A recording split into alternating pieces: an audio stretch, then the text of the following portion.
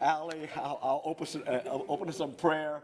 And Tim's not here, so Buddy's going to go ahead and lead us in the pledge, right? Let us pray.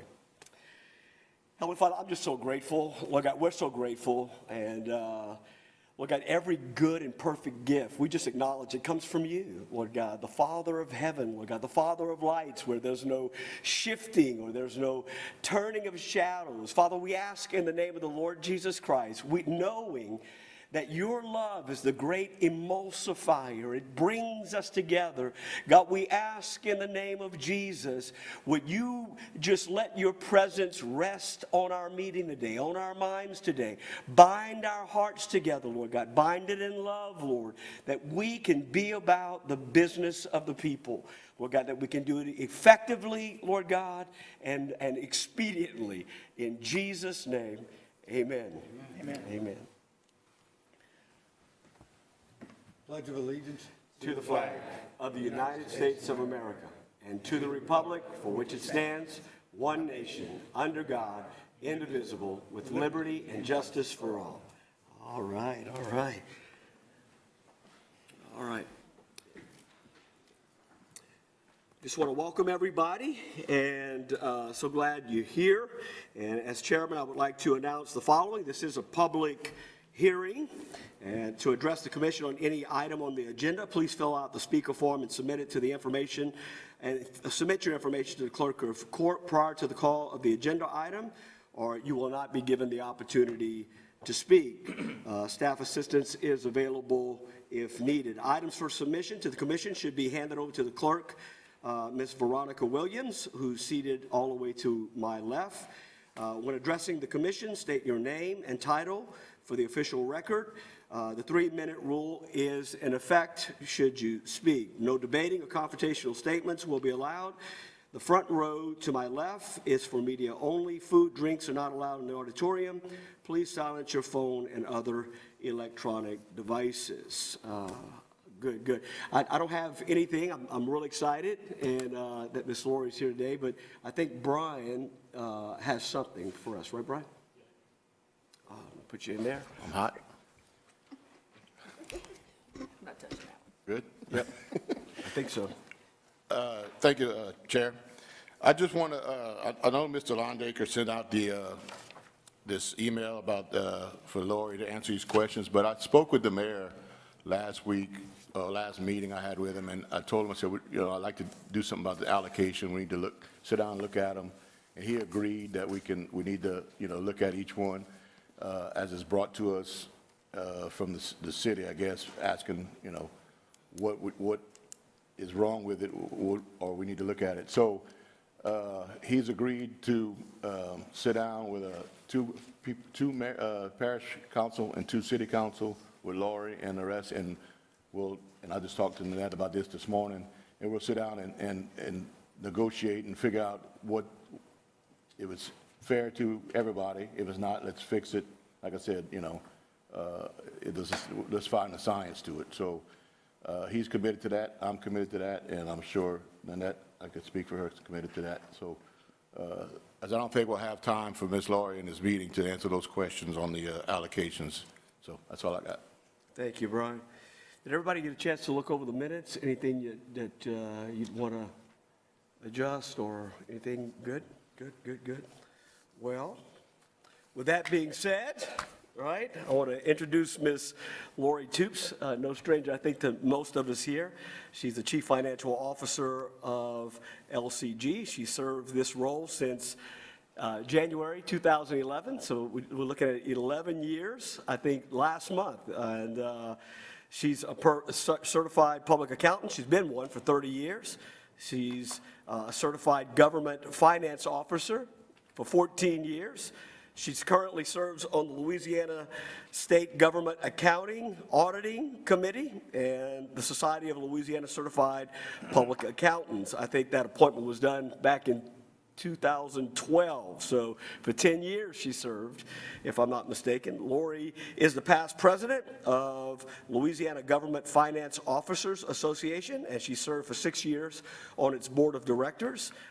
She's worked at for 15 years at St. Charles Parish before she came here.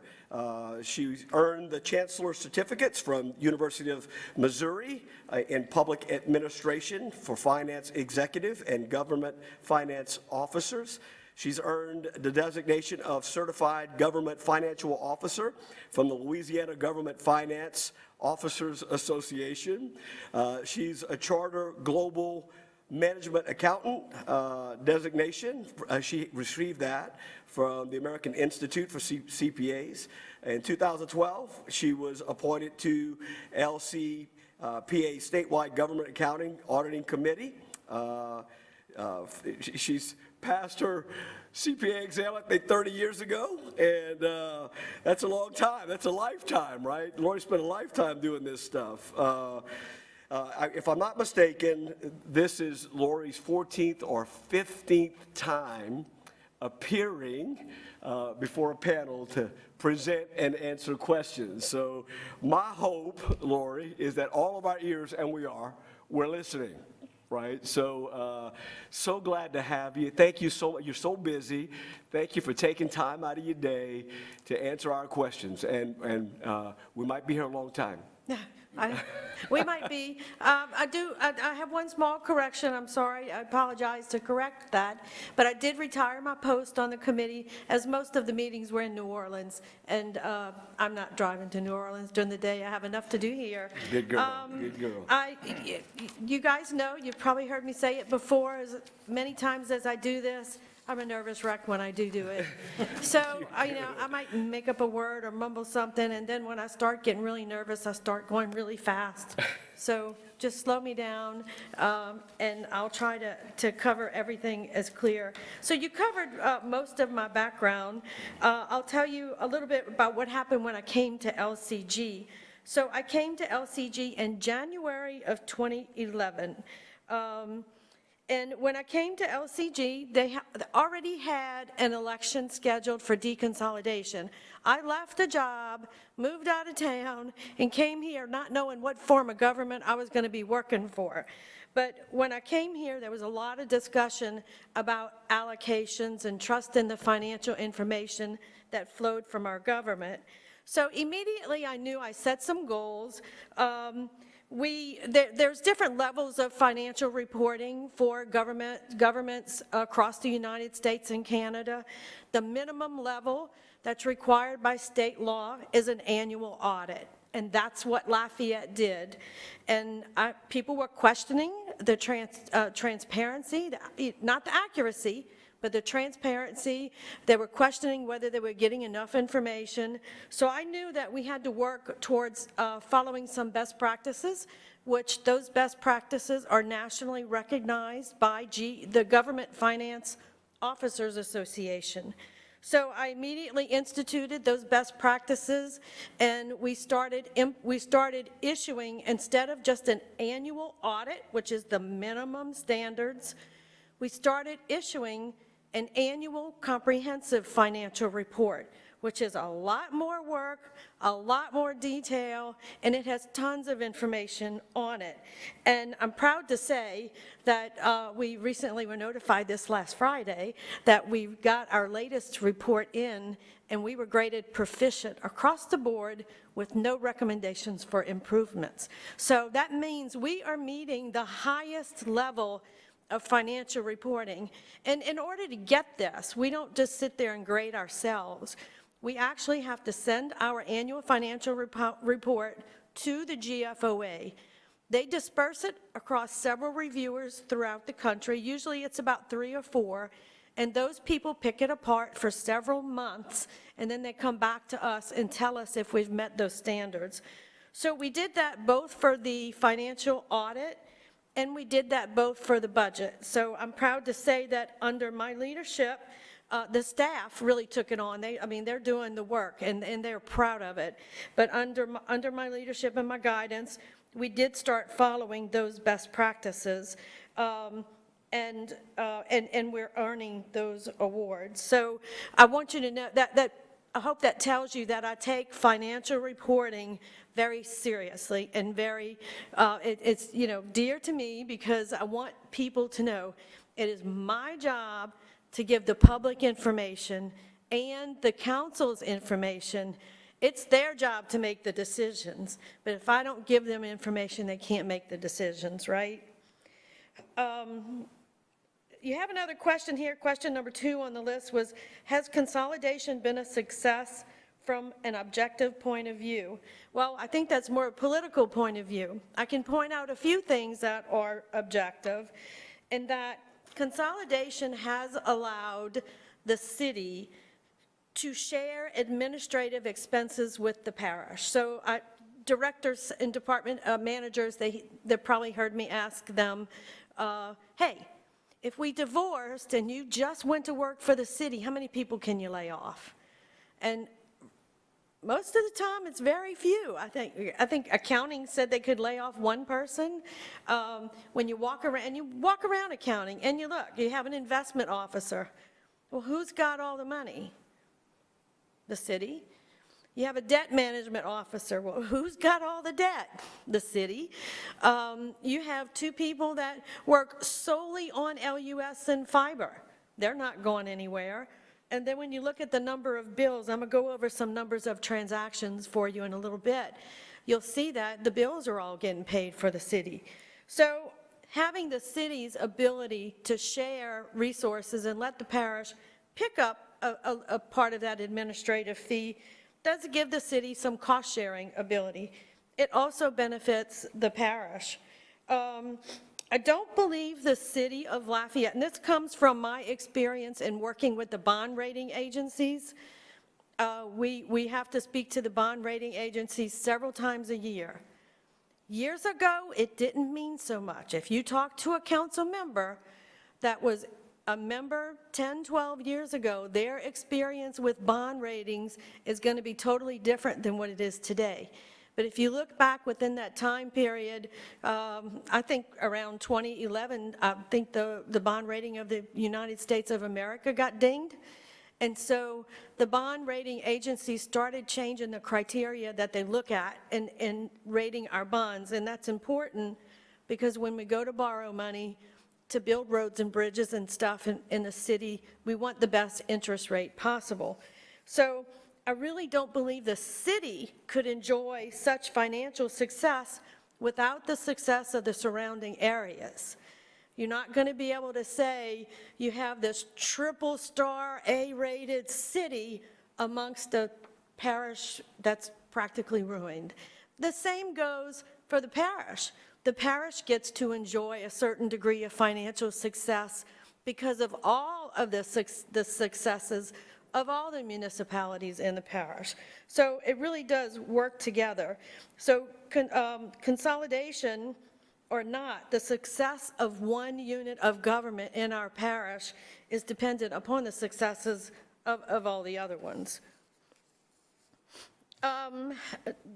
The next question you ask are, what are cost allocations and why do they exist and how are they determined? Cost allocations are used when it is not reasonable to use an exact measure.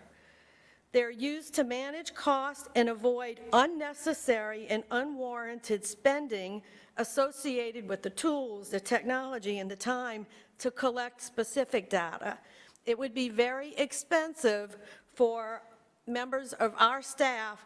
They sit there and they process invoices. I don't know if you've ever seen somebody process, data processing, maybe on a movie or something, and they're just processing those tickets and those cards really fast. Well, our employees are doing that with invoices. They're processing invoices pretty fast. To stop and say, oh, that's a city, oh, that's a parish, oh, that's a joint, we're going to have to figure that one out later, that'll take a lot of time. And so, but what we can do later on, and which I did do, is we can go back and do a printout of all the transactions. So rather than have somebody do specific identification of what they're working on, we can do analysis of the data on the back end to see if we've allocated those costs reasonably.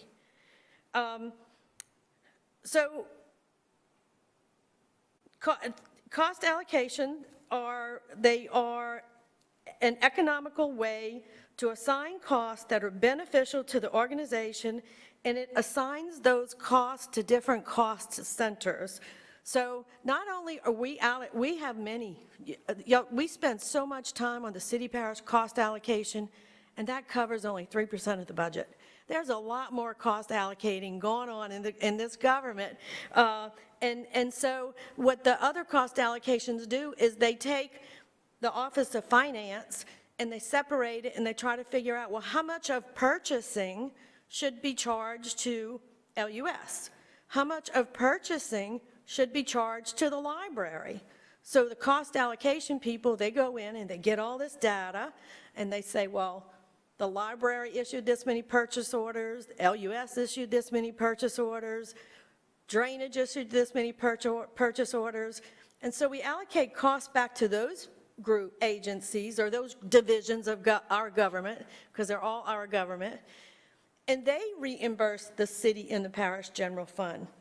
So what you see in the budget book and the city parish general fund, in the city parish allocation, that's just the beginning. Later on the back end, they get some of that money reimbursed by the same ratio with which it was paid at the beginning of the year. So cost allocations they're very complex. It does take a special field of study. I know a little bit about it from working with the cost allocation people for so much trying to gain an understanding.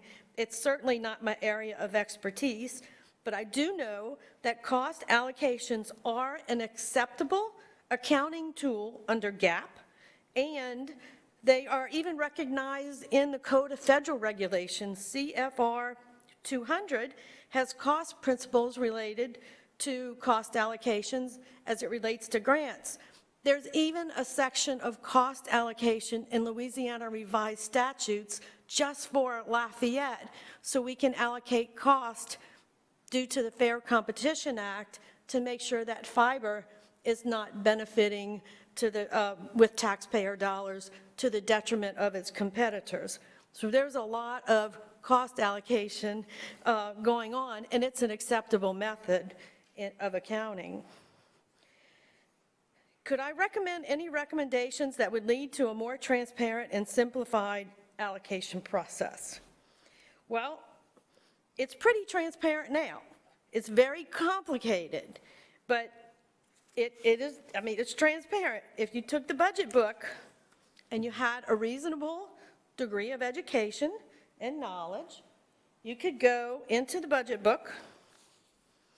You'd have to have, I mean, it's not easy. You have to have, if accounting was easy or being a CPA was easy, everyone in here would be one, right? How many do we have in here? Okay? Yeah, that's not right. It's not easy. So, but we do have the tool. We follow GFOA's best practices, and we have the tools in the book. I know, granted, the book's thick, but if you go to page 13 through 20, this is Melinda's brainchild here. In the budget book, she has fund numbers and descriptions. You could read through that, and you could figure out, oh, Fund 101 and 105 is the city and the parish general fund. So we're allocating costs between the city and the parish general fund. We told you there what fund number it is. So one of the cost allocation methods is tax revenue. Well, that's cool. Just flip to the tab here that says schedule of revenues by source. The very first thing you're going to see is tax revenue. And then on the cost allocation chart, we tell you we're allocating undedicated revenue. You can read the descriptions. If it's dedicated to streets, if it's dedicated to police, fire, buildings, that's not undedicated. Now, you have to be a little bit educated to know some of this, but you can look at the general, you can look at what is going in the general funds and what's not dedicated. You can do some simple math, and you're going to get to that 80-20% or really close. You're going to be off a little bit. And so then you're going to pick up the phone, say, hey, Lori, why am I off? Well, that's where the cost allocation folks come in. In order to make it the allocation so that we can't artificially manipulate it, I might say, well, the parish needs a break, So I'm going to estimate their undedicated revenues next year really low, and I'm going to estimate the cities really high, so that'll give the parish a discount, right? That'll lower the ratio the parish pays. The cost allocation people say, oh, no, that's not how we do that. We take an average of 3 years. So that way, if you had 1 year that was really just the city had phenomenal success in sales tax and the parish had terrible sales taxes, and the following year it smoothed out, by taking 3 different years, it smooths out that number. So that way, we can't artificially inflate one of those percentages. So there is a science behind it, there is a methodology behind it, and that methodology hasn't changed from consolidation till today. It hasn't changed. The allocations have changed based on what an administration wants to allocate. And those allocations are, the mayor president is by charter allowed to present whatever budget he wants to present, and then it's presented to the council and they approve it. So it's not like it's done in a vacuum, and all of that is on the face of the allocation schedule. So in taking that allocation schedule when I came here and having a lot of questions to it, I didn't change the way it was done, but we did add some columns to it to maybe help somebody map out a direction to go to these different pages. I added a column on there so you'll know this particular division is allocated by undedicated revenue. Whereas before you didn't know that, but it was still done the same. And I have to tell you, it was still done right. When I came here, I had to study it. And I studied it for a long time. With all of my experience in education, every other time I picked it up, I thought, oh, no, that's not right. It can't be right. And then I'd get on the phone with the cost consultants, and they would walk me through it. And there was never anything blatantly wrong. There were some small tweaks that I did, along with the previous administration. For example, in 2013, city general fund balance had dropped really low. When I came here, they only had $8 million in fund balance. That's low for a city general fund budget of $100 million. And we were worried we were going to get dinged on our credit rating. So we started looking at what was going on in the city general fund. And in the cost allocation, everything was in there. Finance, IS&T, public works, drainage, roads, bridges, PZD. And we looked at it, so the costs that we were allocating were like this. And the parish paid $10 million to the city for that cost allocation. We had lots of questions on the cost allocation. We had a low fund balance in the city, and we had to fix it. So in looking at it, it's like, why are we allocating drainage? We have a drainage millage. We have a drainage fund. We don't need to allocate drainage. Move all that into drainage, and that's what was done. We don't need to allocate roads and bridges. There's a fund for that. There's a millage for that. As a matter of fact, there's a parish-wide millage and a city millage, so we moved that out of the allocation schedule. What we were allocating back in 2011 was this big. We shrunk the amount that was allocated. So to me, we were trying to alleviate unnecessary questions. Your job, the council's job, is to question it, but if we can give them less things to look at, take things out of the allocation schedule that didn't need to be allocated. And we've done that over time. Another example, when I came here, and this stems from an experience I had in St. Charles, the city was paying for all of the street lights. All over the place, the city was paying for all the street lights. And I thought, well, that's nonsense. Surely there's street lights in the parish. So I called up a few folks, and they said, oh, we can't tell you where the parish street lights are. I said, oh, well, I'm sorry, I can't pay that bill. So until you tell me where those street lights are, then we're not going to pay for it. So it took about a year to get it straight, and then the parish started paying for their own streetlights. The city's no longer paying for their streetlights. And none of that is allocated because it doesn't have to be. For that, we can do specific allocation. There's no allocating where a streetlight is, right? You might allocate what accounting does, but a streetlight is where it is, so there's no need to allocate that. So I got off track and I got away from my notes. I may not end up covering everything. There are some things, while most of the stuff in the city parish allocation it is in the book, with some work and some diligence, you're going to be able to pick a lot of it out. There's some things you're not going to be able to pick out, like we allocate the hazmat in the fire department based on where the hazmat instances happened the year before. That's not in the budget book, you're not going to know that.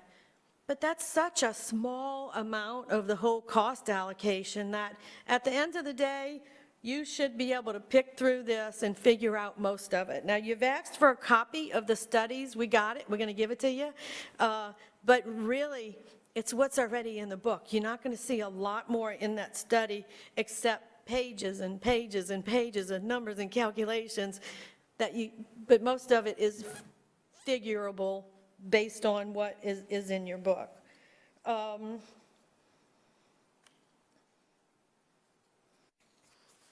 Let's see where I got lost at.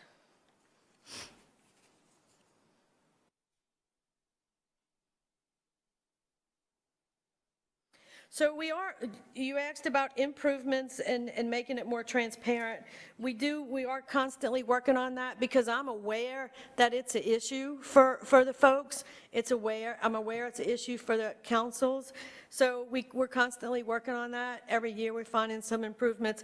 And every year we're finding a mistake that we made. So in reviewing this here, and there was a cost that didn't get allocated. So we gypped the city out of $11,000. But then later on, where we found we forgot to put all the recreation employees back to the city, because y'all moved them all to the city, there's none in the parish anymore. So then that offset that $11,000. So usually when we do find those errors, we can correct them in a mid-year adjustment, but they're usually not very material. Now that we are starting to really focus on, oh, well, the city can't pay for the whole thing, the parish can't pay for the whole thing, we're starting to incorporate some of the changes in the city-parish split when there are budget amendments during the year. If it is a little budget amendment, we're probably not going to do it. But if it's material and to one of those, then we're going to go ahead and incorporate it in that year-end budget amendment. At the end of the day, remember, you're allocating cost because an exact, precise measurement, it's not cost effective to get to that exact, precise measurement.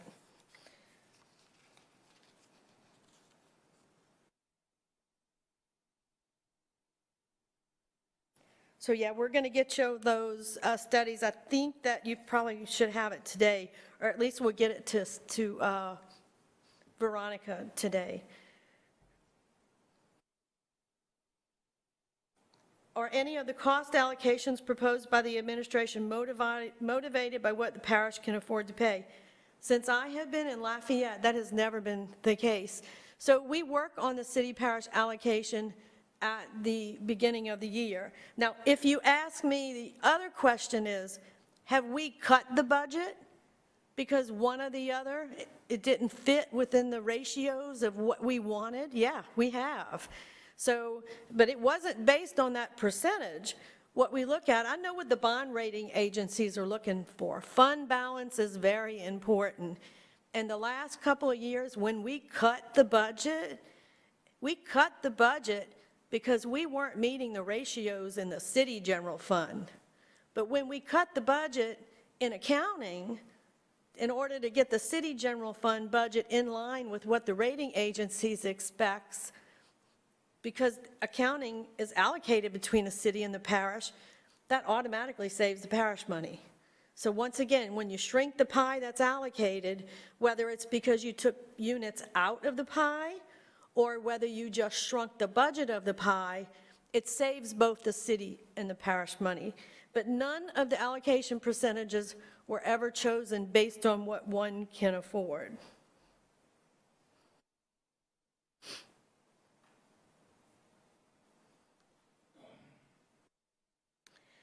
You asked the question, if the city parish made last-minute changes to the allocation schedule, if that would cause a problem in the budget process. I sat down with the folks in budgeting, and we had a long conversation about that. So there's one or two of those ratios that really only affects one or two funds. We might be able to swing that on the fly at the last minute, but we have a lot of funds that are budgeted at a zero balance. Our city CIP fund, we budget that at zero. So why don't you ask me, how does the city CIP fund get affected in the city parish allocation? Well, some of those city engineers that are paid from the city CIP fund work on parish projects. We charge them for it. They don't get away with it. They're not allowed to do that for free.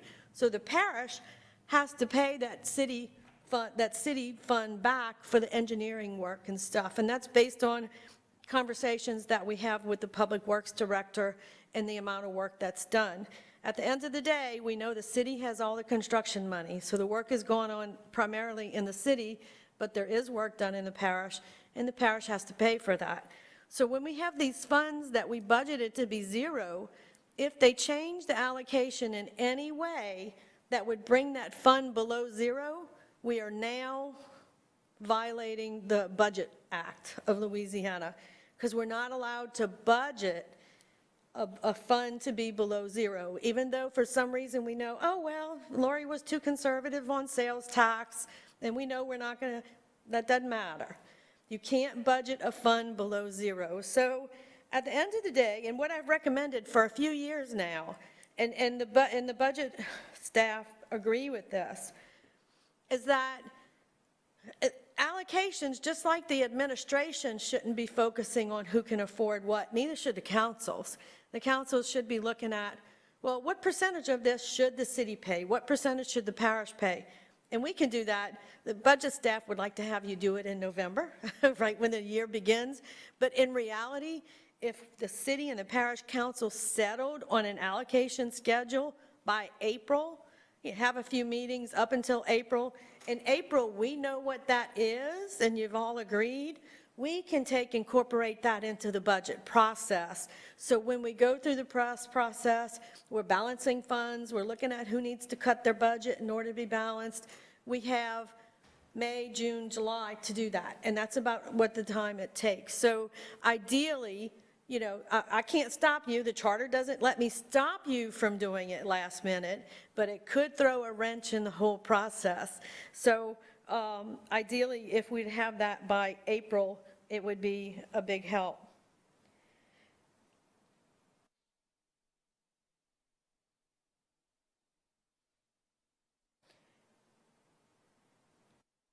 Let me see. Do we track assets by who purchased them? So we don't track assets by city parish, but we do track it by the fund. So, which basically, if you go back and track the revenue that goes into that fund, you're going to be able to figure out if the asset was purchased with account number that starts with 261, well, that's parish-wide drainage. So you're going to know parish-wide drainage paid for that tractor. So up until this past year, we were good. This past year, discussions during the budget meetings were like, oh no, we want to split the cost of this and we want to split the cost of that. So now we're muddying up the waters. And so mostly for IS&T infrastructure assets, they're not a sole purchaser. And it gets, I'm a little bit concerned about that, but we had to record it in both funds. So there's not going to be a clean break, but we're not talking about 20 years of assets. We're talking about assets that were purchased last year, maybe 10 or 15. But the longer this goes on, the muddier it could get. And what's interesting, when I came to Lafayette, I studied the other consolidated governments also. Being in those organizations that I'm in, I'm friends with a lot of those people and met a lot with the folks in Baton Rouge, and would sit around the table and they were just at awe that we in Lafayette could tell them who paid for that building or who paid for that truck. Because in Baton Rouge, they don't know. They didn't keep their funds separate like we've always done. But, so that is a little bit unique to us. And we can do it up until those few purchases that happened last year. Can Lori do a LCG budget with a breakdown by city, parish, and combined departments by funds? So, I don't know if I really understood this question. I can do a budget book by fund. I would not want to do a budget book by city, a budget book by parish, and a budget book by consolidated, because it's not, none of the books would be complete. None of the books and financial statements, we call it liftable, that you could take that book and have everything that you needed to know about the city budget. It wouldn't be that way. And I would be afraid that somebody would make that assumption. But we can do a budget by fund, and I've recommended that from day one when I came to Lafayette, is why aren't we budgeting by fund? I hear council people, I hear citizens, I hear a few people in the media every now and then, well, what are we doing with all that library money?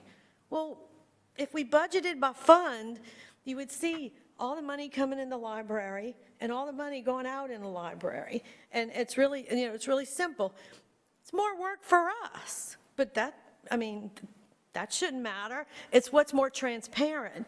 By the way we budget by department, when you look at the Public Works Department, Public Works takes care of the jail, they take care of the juvenile detention center, they take care of some of the library stuff.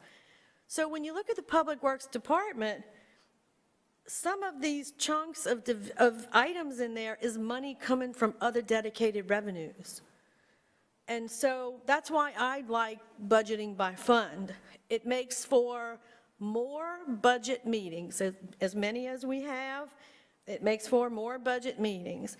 It makes the Public Works Director have to come to more budget meetings, but I don't care, I gotta come to all of them. So, he's gotta come to a few more, that's fine.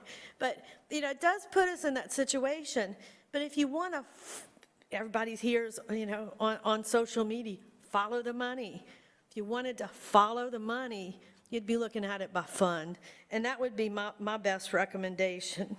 Another thing that makes it more confusing if we don't put it all together is there are a lot of subsidies. So in the city parish allocation, the city and the parish both subsidize the PZD fund. So was she giving me a warning that I met my 30 minutes or? They both subsidize the PZD fund. Well, you would have the city general fund in one book, parish general fund in another book, and I'm not sure where we'd put the PZD fund. So for those reasons, I don't recommend 3 separate books, but I recommend, and actually we printed one as a sample with our new software this year, and it's getting close to being perfect, so it was really good. Let me throw a few statistics out there. So, everybody's asked questions. Well, should the city pay that much? So I looked at a couple of different things, and this is where I said that I can't have a payroll clerk sitting there saying, oh yeah, I just logged a city fireman. Oh yeah, that was roads and drainage or public works. But we can go back and take all the payroll data later on and see how many entries were made. And so when I looked at, this was a lot of fun, because when I asked for the reports from the different divisions, I got reports that were millions of lines long. And so we had to kind of, to bring it down to some level that we can actually analyze. So what they ran for me is this will mean something to the accountant here, they ran for me all the journal entries in the salary accounts for 1 year. So all the journal entries in the salary accounts for 1 year is 266,414. So there's a argument. People maybe don't want to identify some groups as specifically city or parish, right? I don't want to get into that business. I'm just trying to do a little statistical data. So I pulled out what nobody can argue about. I pulled out city police, city firemen, and right next to those funds that kind of run in order, so it was easy to pull those out, was the Hyman Center, the Science Library, city recreation. I threw everything out, went straight to LUS and fiber. And I said, how many rows were those people? Well, out of the 266,414 rows, 882 rows were for those groups of people. So 83% of all the entries in the salary accounts was for definitely city people, without questioning how do you split the other folks, right? So this would lead to me that an 80% city allocation for things like HR, payroll, risk management, group insurance, all of these things are related to employees, the number of employees, and somewhat IS&T, because a lot of IS&T's work that they do for us is accumulating. Gosh, we have weekly meetings just on supplemental insurance benefits, right? And so we got 2 or 3 IT people on those phone calls. So they're spending time on these things related to payroll. So while the ratio, the formula, was based on non-tax revenue, this gives me an idea. It's pretty darn close. So I said, well, we did salary accounts, asked Kearney to do something similar for expense accounts. So he did a printout of expense accounts. Now, it wasn't the vendor payments, it wasn't general ledger entries, it was just one of the modules that he printed out for a whole year. It was 179,410 entries. I used the same method.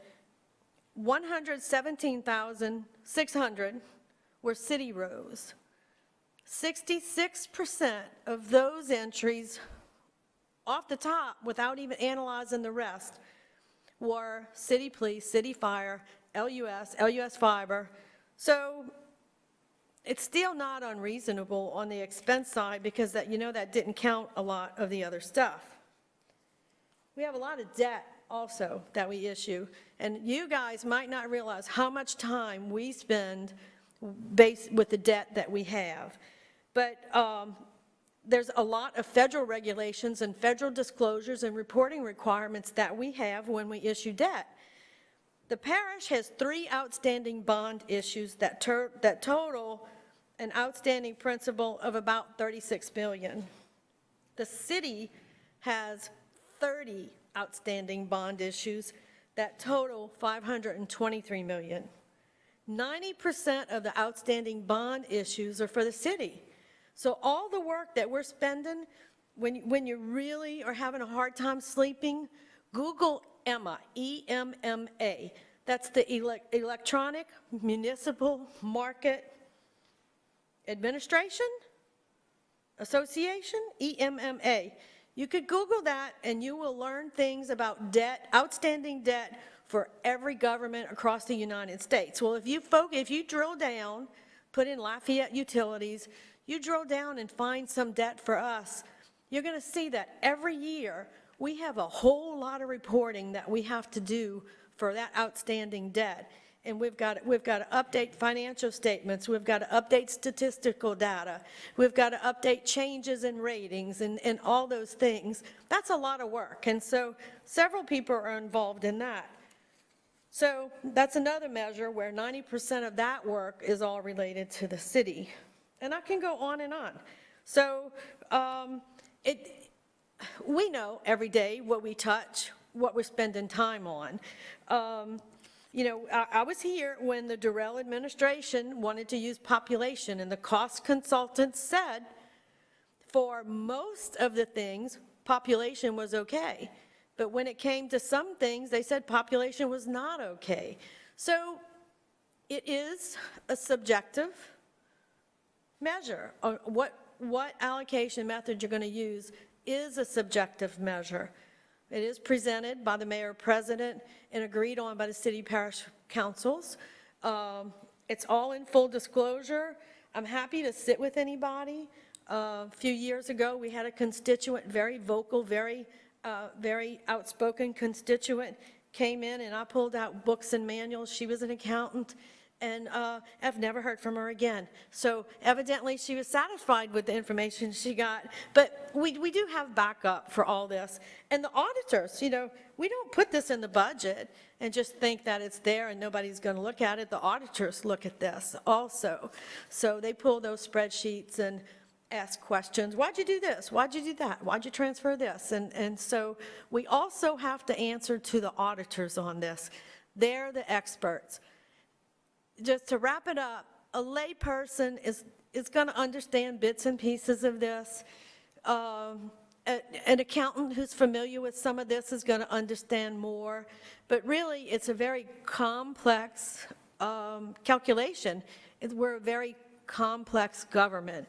We're not, you know, we haven't been simplified by the two separate councils. We're still a consolidated government, and it's appropriate that we share cost. And I'm going to share cost how it's decided. It's my job to go make sure that the math is done correctly, the methodology in which it's applied is done correctly, and that I make sure that all that is accurate. It's politics that comes into play when they decide what that method should be. And up until we had the two, I can tell you, up until we had the two separate councils, if a mayor chose a method that was unreasonable, I did speak up.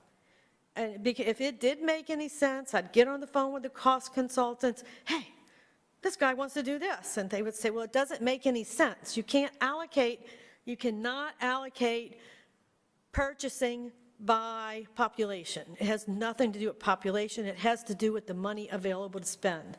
And so I did do that. Afterwards, we had two separate councils. I had a conversation with the auditor, and I said, hey, what do I do if these two councils decide to just split everything 50-50 and it doesn't make sense?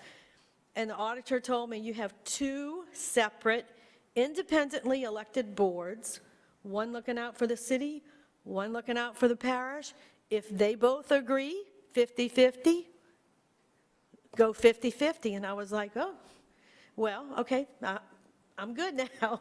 But, you know, so I did make sure that, that we followed some method cost principles when we had the one council. I would not be comfortable standing up here supporting something that didn't make sense or didn't seem logical. But I think I've given you all the information I have. I've probably skipped some. I've talked way too long. If you have any questions, I'll be happy to go over it. Lori, thank you. Thank you. I just say keep on talking, you know, that's my thing. Do you guys want to give her a little more time, or do you want to just start some questions? Yeah, why don't you finish, Lori? We're good. So it's, Finish. you know, the cost consultants, it's pretty interesting what they do. It's easy when I'm looking at number of employees.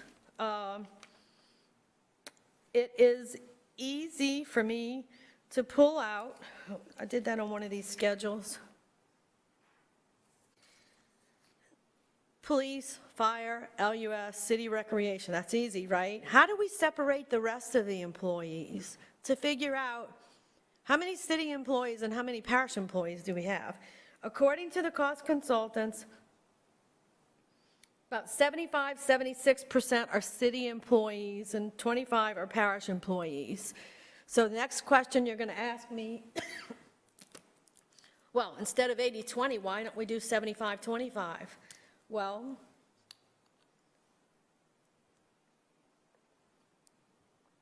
when I look at those parish employees, They're not doing anything for LCG. They are constables, JPs. They're not causing us any extra work, any journal entries, any payroll entries. They are judges and the judges' employees. We really don't do any work, that much work for them either. So once you start taking that out, instead of 75-25, boy, you're getting closer to that 80-20. So even though that 80-20 is not related to the number of employees, it gets pretty darn close for a lot of things. But the way the cost consultants, and I had to go, I don't touch the spreadsheet the cost consultants send us. I'm afraid of that thing. It is very complex. It is very detailed. It handed over to the budget department. They handle it. They update it. They keep track of it. When they give it to me, I do a review. I test the entries. I test the math. I pick a few lines out, pick a few of the big ones, the small ones, and I test it to make sure it looks reasonable and the math is accurate. And that's how we move forward, and that's how we trust that document. But when you look into the weeds of the document, if we decide that accounting is an 80-20 split, then what the cost consultants do, I'm splitting budget dollars. What the cost consultants do is they split employees. They say, well, you have 30 employees, so 80% of those employees are city and 20% is parish.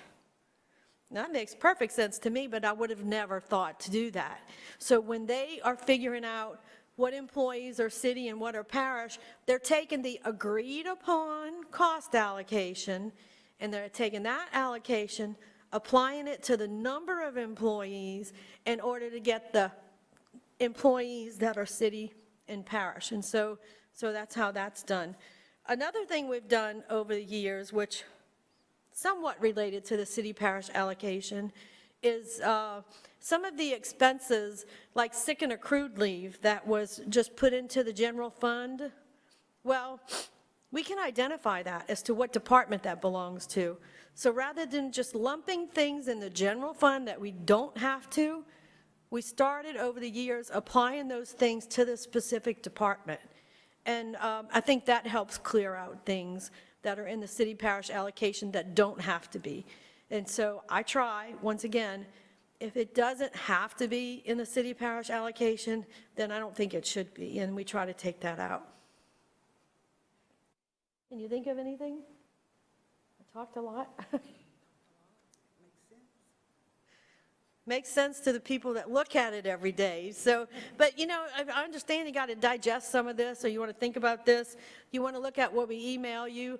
Call me up. I don't mind. We have nothing to hide. I don't mind sitting with you. But it really is on a reasonableness standard.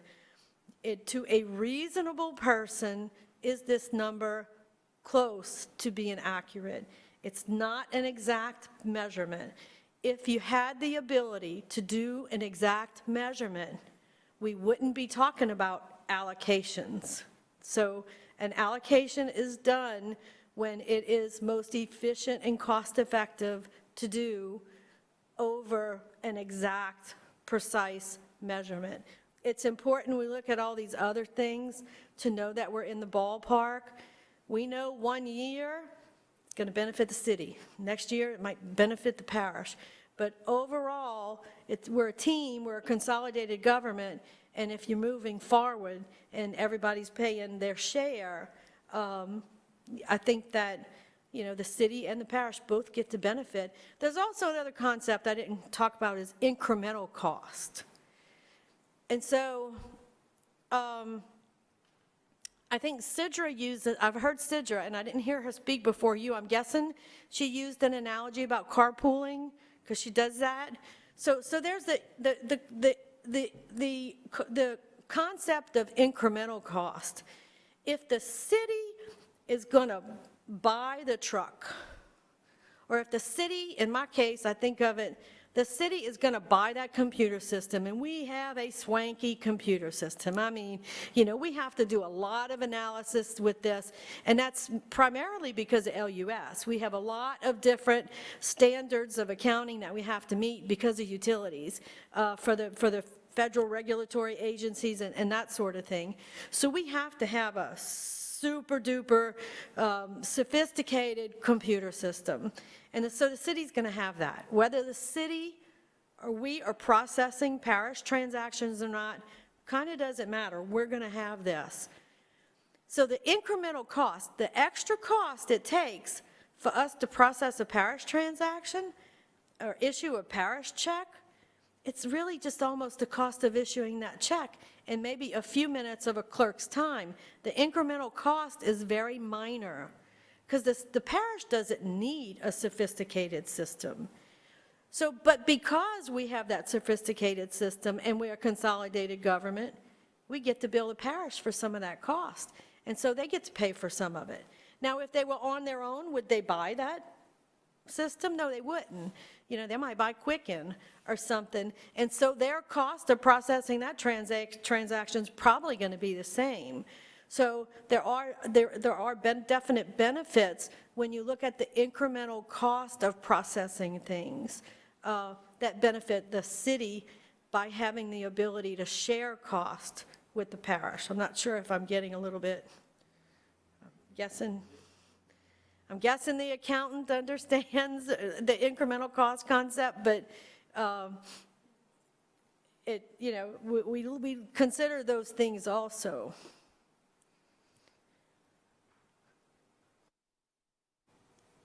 Outstanding. Thank you, Lori. You're welcome. Thank you. All right.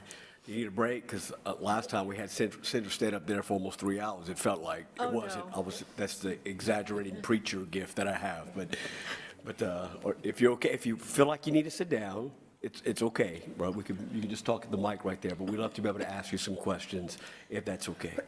Yep. No, I'm good. I'm good for now, I think. All right. Mr. Tabor. Laura, thank you first for coming out and doing your time and doing your due diligence and your homework.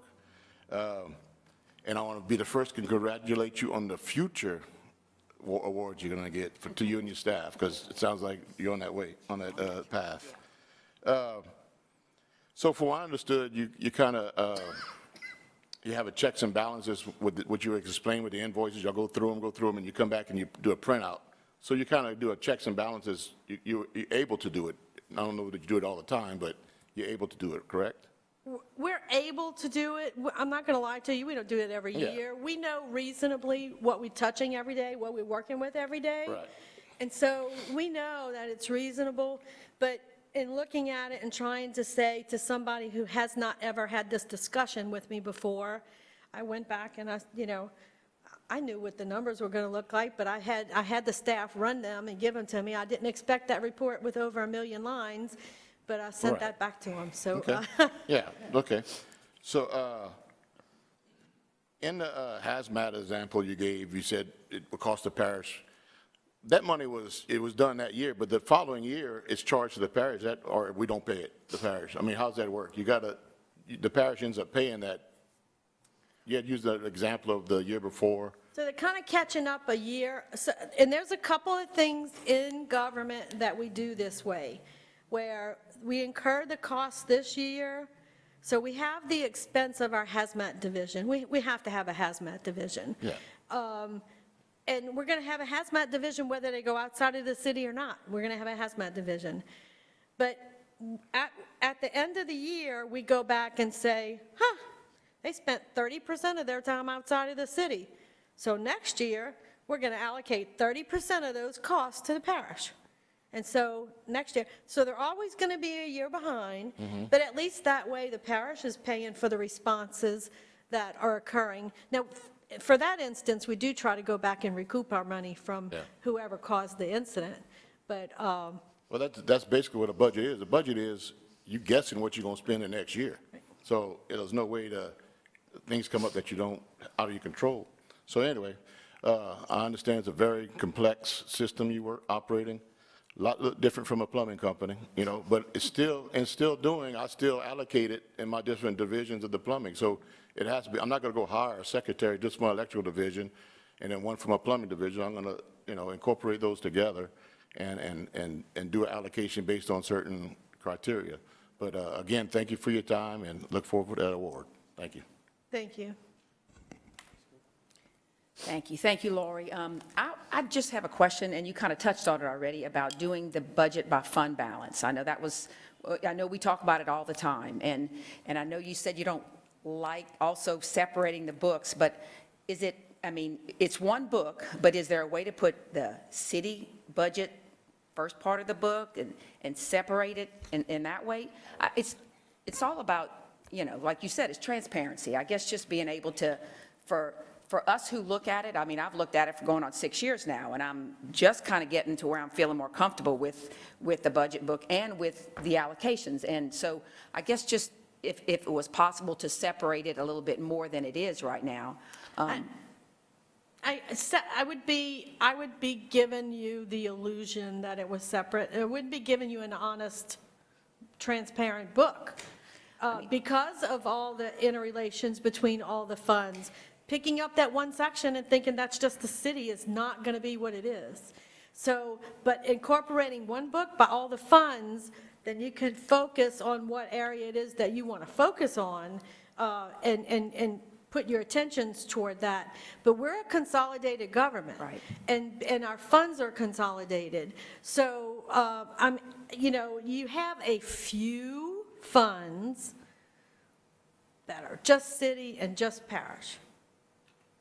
But most of your functions of government, most of your funds, your general funds, your PZD fund, the EQ fund, all that is not going to be separate. So I think that I would be doing a disservice. I'm not even sure that it would be an acceptable way to do that. I think the best way to do it is by fund, and then it'll allow you to focus on the funds that are important to you or has the area of interest that you're interested in. But I wouldn't want, I think that I would be uncomfortable labeling, well, this is just city and this is just parish, because I don't think it would be accurate or honest. Okay, and I guess that's where I'm confused, because if we have funds that are just city funds based on city millages or just a city fund, and then we have departments that are just city departments like police, fire, Parks and Rec, LUS, Fiber. So I guess grouping those with those funds, and I'm not you know, I don't know if making the point of 3 separate budgets makes sense, or at least if I'm asking for that, maybe it doesn't make sense for that. But in terms of just, I guess, following the funds with the departments, because, you know, parish money shouldn't be going into the police department. You know, city money shouldn't be going into the sheriff's department. So I guess just organizing the budget to where the funds follow the departments. And then there are some crossovers. I understand that because we are consolidated. So, I mean, does something like that it doesn't make sense? It doesn't make any sense. I went over your question with several people, and nobody really could understand how that would be something that we could apply. But you could get to where you're going with a budget by fund. The city general fund is huge. Over half of that is the city fire and the city police.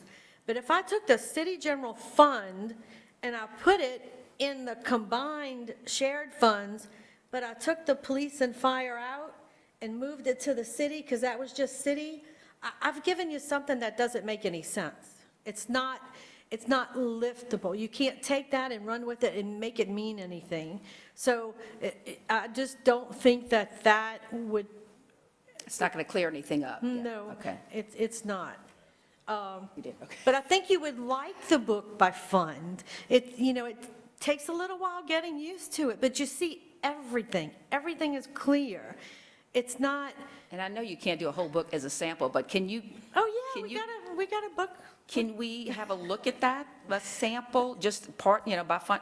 Again, not the whole book, but because I'm not. Oh, we can. I'm not suggesting you do We haven't. 2 different budgets, but. No. You could pull it. Our yeah. budget manager is a beast with that new budget software, and maybe it might not be as appealing to the eye as it's going to be in the future, but we got one, and he has it, and he's got some tweaks. It's not perfect yet, but we have that available. I haven't got a hard copy. I've only got a PDF. I mean, if we could see that, that would be, for myself, that would be helpful.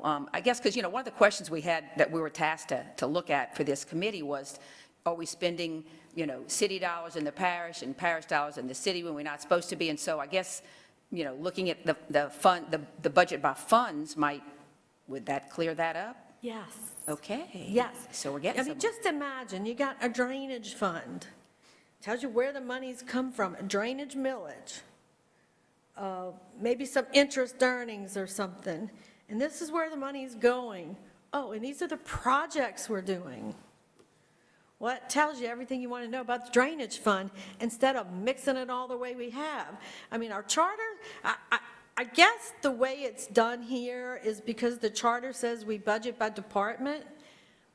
We still budget by department. It doesn't mean we have to review the budget by department. When people say, well, where's the money going? It's because we're not looking at it by fund. And it would be everything you see in the budget book now, every line, just in a different order. Okay, well, that might be something we need to look at, Okay. All right, thank you, Lori. And Lori, is that something that you would prefer? Is that something that you would recommend? Oh, yeah, I do recommend it. It'd be a nightmare for me, a lot of work, but I don't know how somebody who doesn't do this every day could really understand where the money goes when they're not looking at it by fund. I understand, because I look at this every day, but I don't know how the council could really fully understand. So Lori, along that line of thought is the question in terms of, obviously, you said by April, council should be agreeing what the allocation should be, right? Would you recommend that maybe the budget hearings would be done by fund? Would that make it a little better as well? Yeah, then the budget hearings could not start any sooner. We don't have the ability to get it all balanced and put in place before mid-July. We get the audited numbers out in April. So at the end of April, we get, in the budget book, we have to put a column that is mid-year or mid-range. So we have to wait till April is finished. And then once April is finished, then we start dropping all the financial statements, running all the numbers and doing the calculations, balancing the funds, looking at what people are wanting in their budget and that kind of stuff. So we would not be able to start the budget process any earlier than mid-July, around the time we start it now. It would mean more meetings. Maybe it means shorter meetings. And maybe it means couple afternoon meetings, couple of day meetings. It is more meetings, and it's more complex budget schedule than what we're used to. But it shows you, and it shows the people where the money is and where the money's going. So could you just give us a blueprint? What would it ideally, and it's a recommendation, right? We're just looking for solutions here, right? What would a blueprint look like on a timetable for you? So by April, what would you be asking of the council? By July, what are you asking? By funding, what would it look like? How many meetings, so on and so forth? Well, by April, we just need to know what is the allocation y'all agreed on. Because once y'all agree on it, it'd be great if you agreed on it in a formal process with a resolution and ordinance and that kind of stuff, kind of set it in stone so that we can take and run with it. If the parish doesn't have enough to meet what you want the parish to meet, and y'all have already agreed on it, because right now the mayor-president has the ability to introduce whatever he wants in that. But if you give it that, and you have the ability to change it at the end, but if you change it at the end and we can't get through the budget process, we have a problem. So if y'all agree on the front end, then we could make our work around that. And if we have to cut the budget in a fund because you want that fund to pay more of something, well, we'll have to figure it out. But the process would be that we would have a city parish allocation schedule agreed upon in April, and then we're able to start cranking out the numbers and rolling with the budget process. We would be doing all that May, June, and Does that- even into the first week in July. That's all on us, and it doesn't involve any of the council, but then we would start doing the council budget presentations at the end of July, August, September.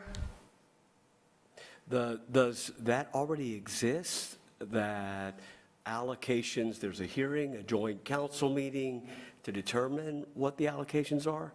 No, and I think that is the part that dissatisfies most of the council, is that by waiting till last minute, there's no time to change much. So the suggestion would be, or the consideration would be, by April, there'd be a joint hearing, right, both councils, and they would determine what the allocations are. So it's very specific to that 3 to 5% of the budget. That's Right. allocations, right? Yes? Thank you. Will? Thank you, Lori, for presenting, and I am the other accountant in the room, the other CPA in the room, so I was looking forward to your presentation more than anyone's, and I also have my budget book with me as well, so thank you for that. I think we've made more progress in the last hour than maybe some of all the other meetings we've had. We are finding solutions today. I've heard two that I really think needs to make our final report. That is the budget by fund balance as a recommendation, and the councils need to agree upon the allocations by April, so that a budget can be presented using those allocations.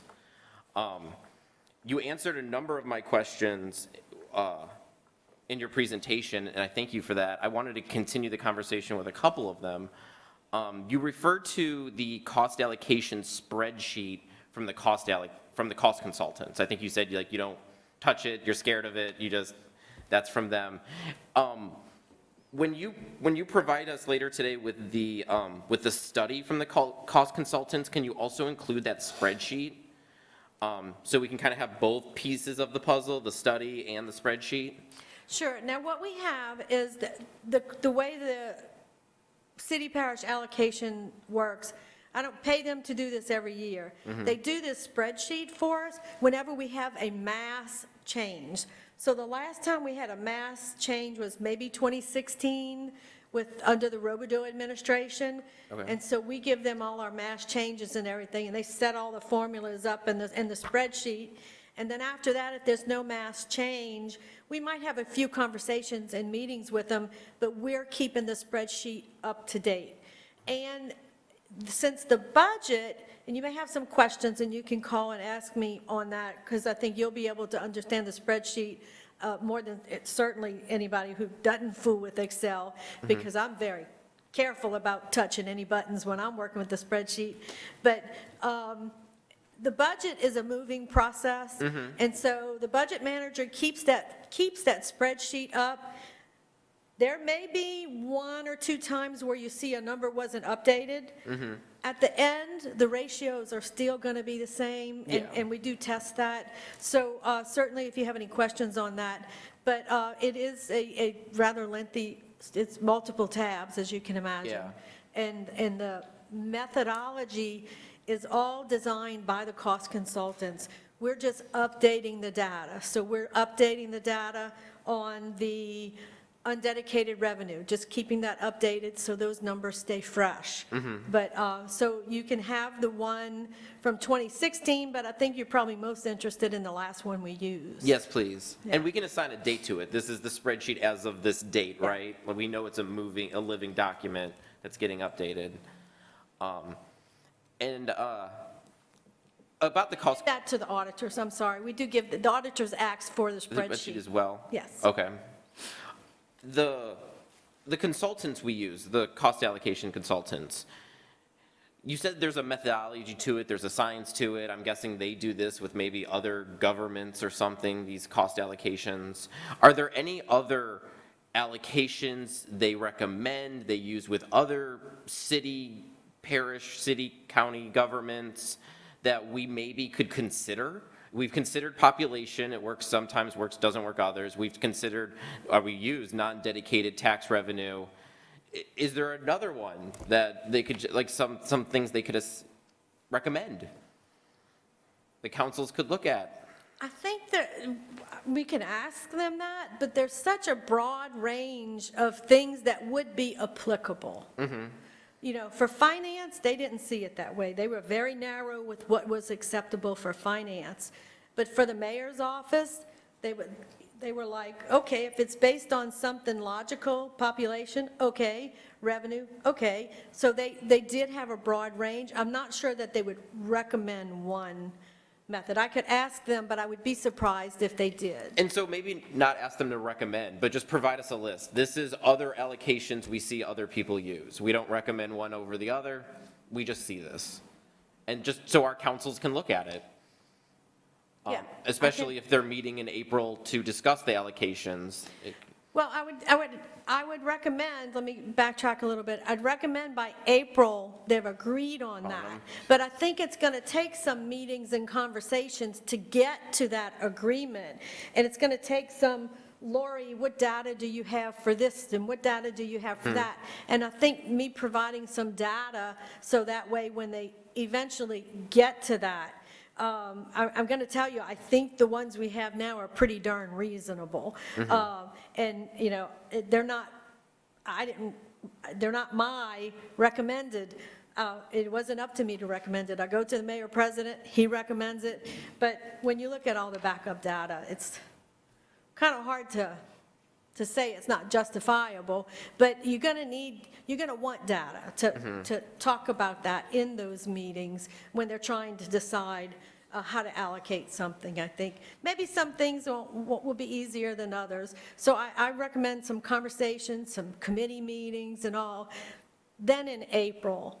Finalize it. Yeah, seal the deal in April and we can move forward. Okay. And my last question, and this was from our friends on the Protect the City Committee. They had some recommendations that I was reviewing, and one of their recommendations was to have a kind of a separate checking account for just the parish general fund. I'm kind of surprised we don't. I'm kind of surprised that you know, when our accountants are getting those bills in the mail, and we know this one's 100% city and this one's 100% parish, there's no question about it. The 100% parish one is paid from, unless I'm misunderstanding, from a city checking account. No? No, and we do have separate accounting. There is no need in the modern day world of financial accounting systems to have a separate bank account for each thing because we have a separate general ledger. So we do have a separate ledger for all of those expenses. So we have that already. So I really didn't understand their recommendation of us having separate accountings. The fact of the matter is, when you look at the city general fund, you're going to say finance, oh, that's shared. Police department, that's not shared. But it's all in the city general fund, and it's all in that one ledger. Okay. So then help me understand when the parish pays back or like reimburses the city, is that money moving from one checking account to another, or is that just an accounting function? It's just an accounting function, because we have a consolidated cash account, and the consolidated cash has all the cash for the entire government in that one checking account, and it's managed through your series of general ledgers. Years ago, back in '93, when I started government, you had a separate checking account for every function, but as banking became more sophisticated, we don't get bank statements anymore. We get a CD we get an electronic CD that we download and balance everything. So it's not even like we get a checking statement anymore. Times have just kind of changed quite a bit. Okay. Okay.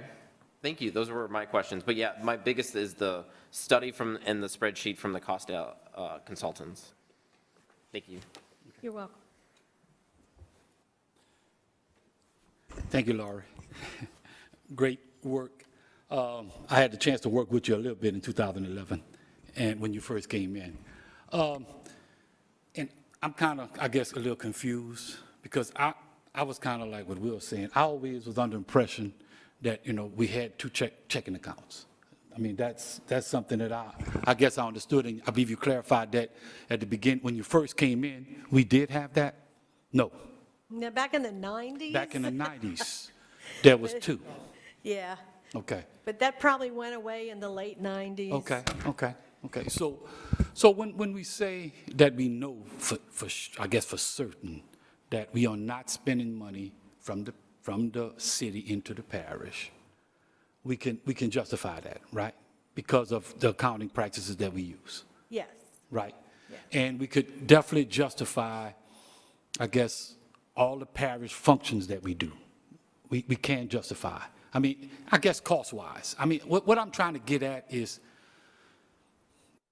if we are looking at some, I guess, type of functional deconsolidation, as some of the council members like to say,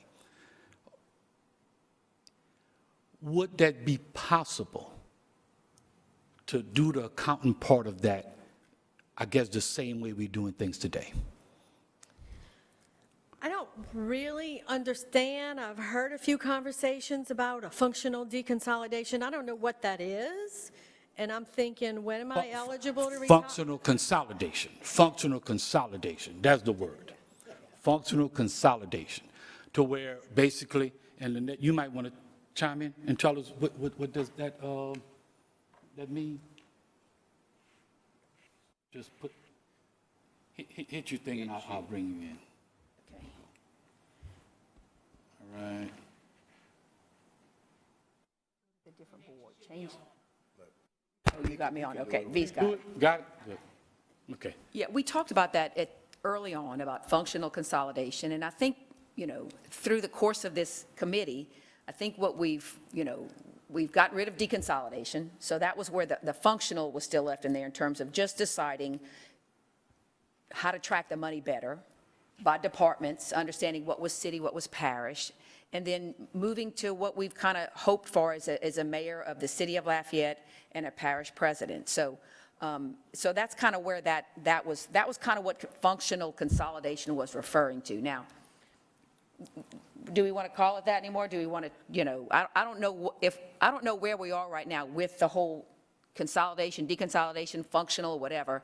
I think, you know, personally, I think tracking the funding, tracking the dollars from today, which your presentation was great in terms of, you know, telling us a little bit more about that, how we can do that, maybe switching to fund balance in terms of how to do the budget. So I feel like that's kind of where we're, you know, personally, I am trending in terms of just trying to be more transparent so that those questions of where the city dollar is going, where the parish dollar is going, that we maybe clear that up a little bit better. So that was kind of, you know, initially that conversation, and it's still out there. I mean, we're still talking about it, but I think it kind of has taken on a new life, a new meaning, so.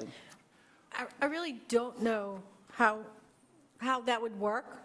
I don't know how a series of directors would report to two separate heads. I know some of my work is very involved. If I'm working on an LUS bond issue, don't talk to me or three of my staff for the next 3 weeks, because we have no ability to do anything else. And what if, while we're working on that to save the LUS $20 million, the parish needs something? And so how do we handle when we have a situation where, you know, we're working on this, we're going to save $20 million, which we recently did one and saved $20 million. So I'm not speaking something that's not imaginable. It really does happen. How do you handle parish needs during that time? How do you have a person answer to a servant answer to two masters? I don't know that that would work very smooth at certain times. I can imagine the same would be if the city guy and the parish guy had different priorities for IS&T technology uses, for GIS data, because, you know, GIS data is, and its uses is really increasing. And so one of their needs may be greater than somebody else's, or just total opposite. Who's going to judge the importance of those needs? So, I mean, you'd have to have probably more people in administration, and I don't even know that one CAO could answer to a mayor, president, and be drawn in those different Those directions. are all the challenges. That's why Because- the idea of having a mayor of just the city of Lafayette, like all the other municipalities, is I think what the citizens of Lafayette would like to see happen. But yes, you have hit the nail on the head with every one of those other challenges. So it's not something that we can throw out there without a plan. And so, you know, that would be another task that, you know, somebody's got to come up with a plan in terms of, if we were to go that route, how would we implement that? So yeah, you're right.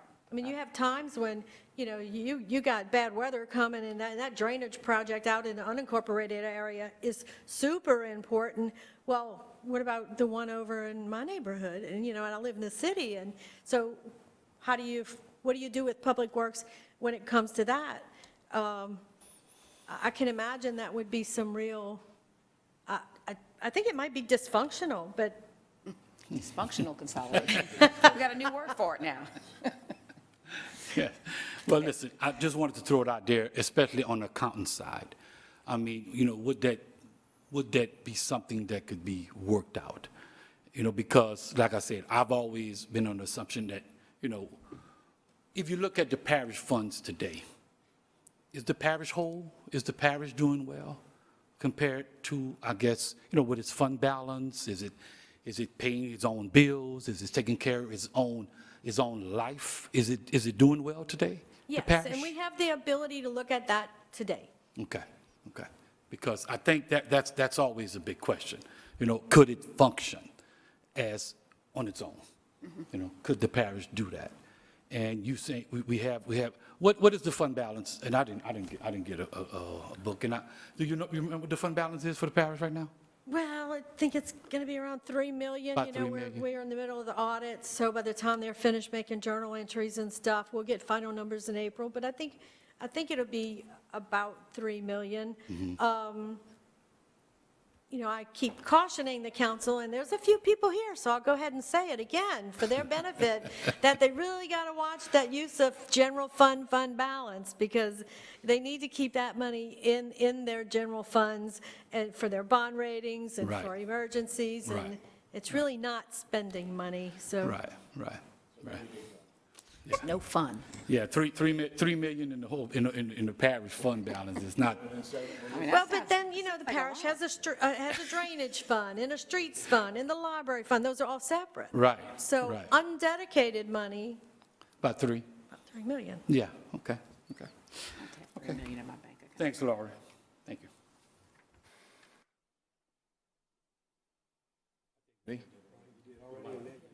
I'm good. No, I wasn't. Paul had, All right. Brian. Well, I just got Paul. First of all, Laurie, thank you so much. It's You're been welcome. quite a learning experience, and I can tell you that you answered questions that we hear a lot, and I imagine there's some come from the floor, there'll be some more. But thank you. You mentioned some things that you use a lot of 80-20 rule, that you use a lot, 75-25, and I know that everything is different, but of course, the city has their own expenses, the city police, and the Parks and Recreation is now put on, only under the city, and anyhow, but what are some of the ones that are 70-30, 60-40, 50-50? What are there some of those things that are more split up between the, in our expenses? Just a notation for us. Not really? Can't think of anything offhand. 80-20 rule is pretty strong, though. Well, I mean, the 80-20 comes from the allocation the mayor president put in the budget was based on undedicated revenue. Right. And that's not unusual. It's not, if you think about it, a local government, we're not talking about the federal government, they're lost. Right. The local government, a local government goes to the voters and says, we have these needs, this is the money we need, the voters approve it or disapprove it. So the revenues they have coming in is revenues approved by the voters to do work, not to save money, but to do work and provide services. So if the voters approved, if 80% of the money was approved by city voters to do city work and 20% by the parish, then it stands to reason that a lot of the things going on in government is going to be 80-20, because that's the money you have available to spend. I've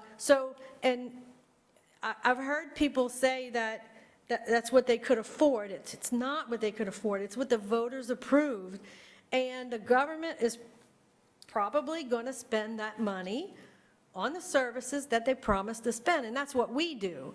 Now, occasionally, you have, years ago, you had the library build up a huge fund balance.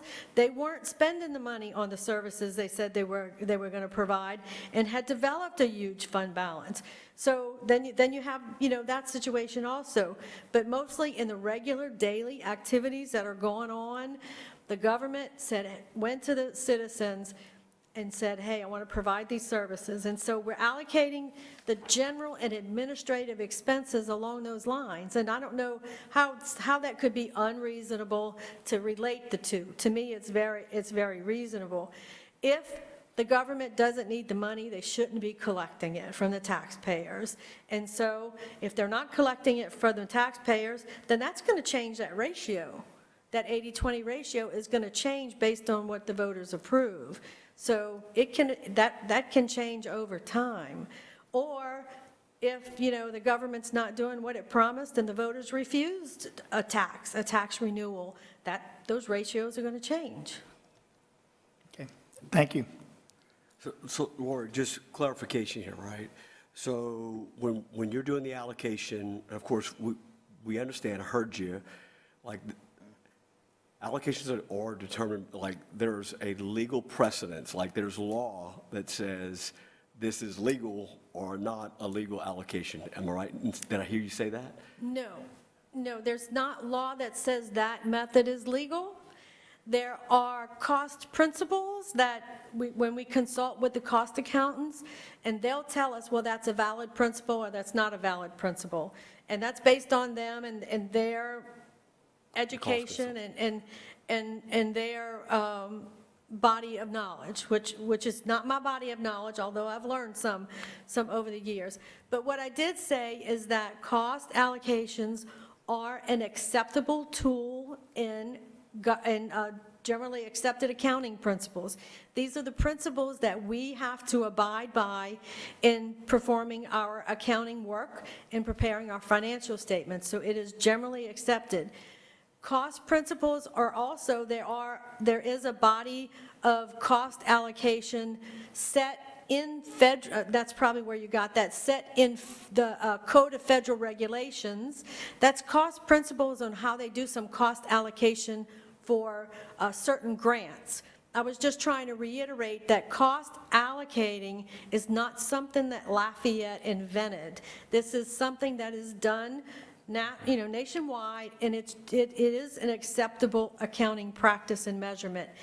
And then there's also some cost allocations written into state law as it relates to the Fair Competition Act and services that we provide fiber. Yeah. So, again, I'm a little slow, I'm catching up, right? So I heard you give 3 examples in terms of journal entries, right? So 260,414 journal entries in reference to the salary account. When you divided it, it came out to 83% would be city versus the 20 or the 17% parish, correct? No. It was, so that leftover 17%, I haven't identified. I don't know who they are. But the 83% were undoubtedly, unquestionably city. City fire, city police, city recreation, city Hyman Museum in the museum, Gotcha. LUS, and fiber. Gotcha. So those were all city without a doubt, beyond a shadow of a doubt. Now the leftover some of those are city. I didn't want to get into the details of arguing how I'm going to analyze that. You know, when you realize you've got that many city entries, then you got to figure some of those 20% are city entries also.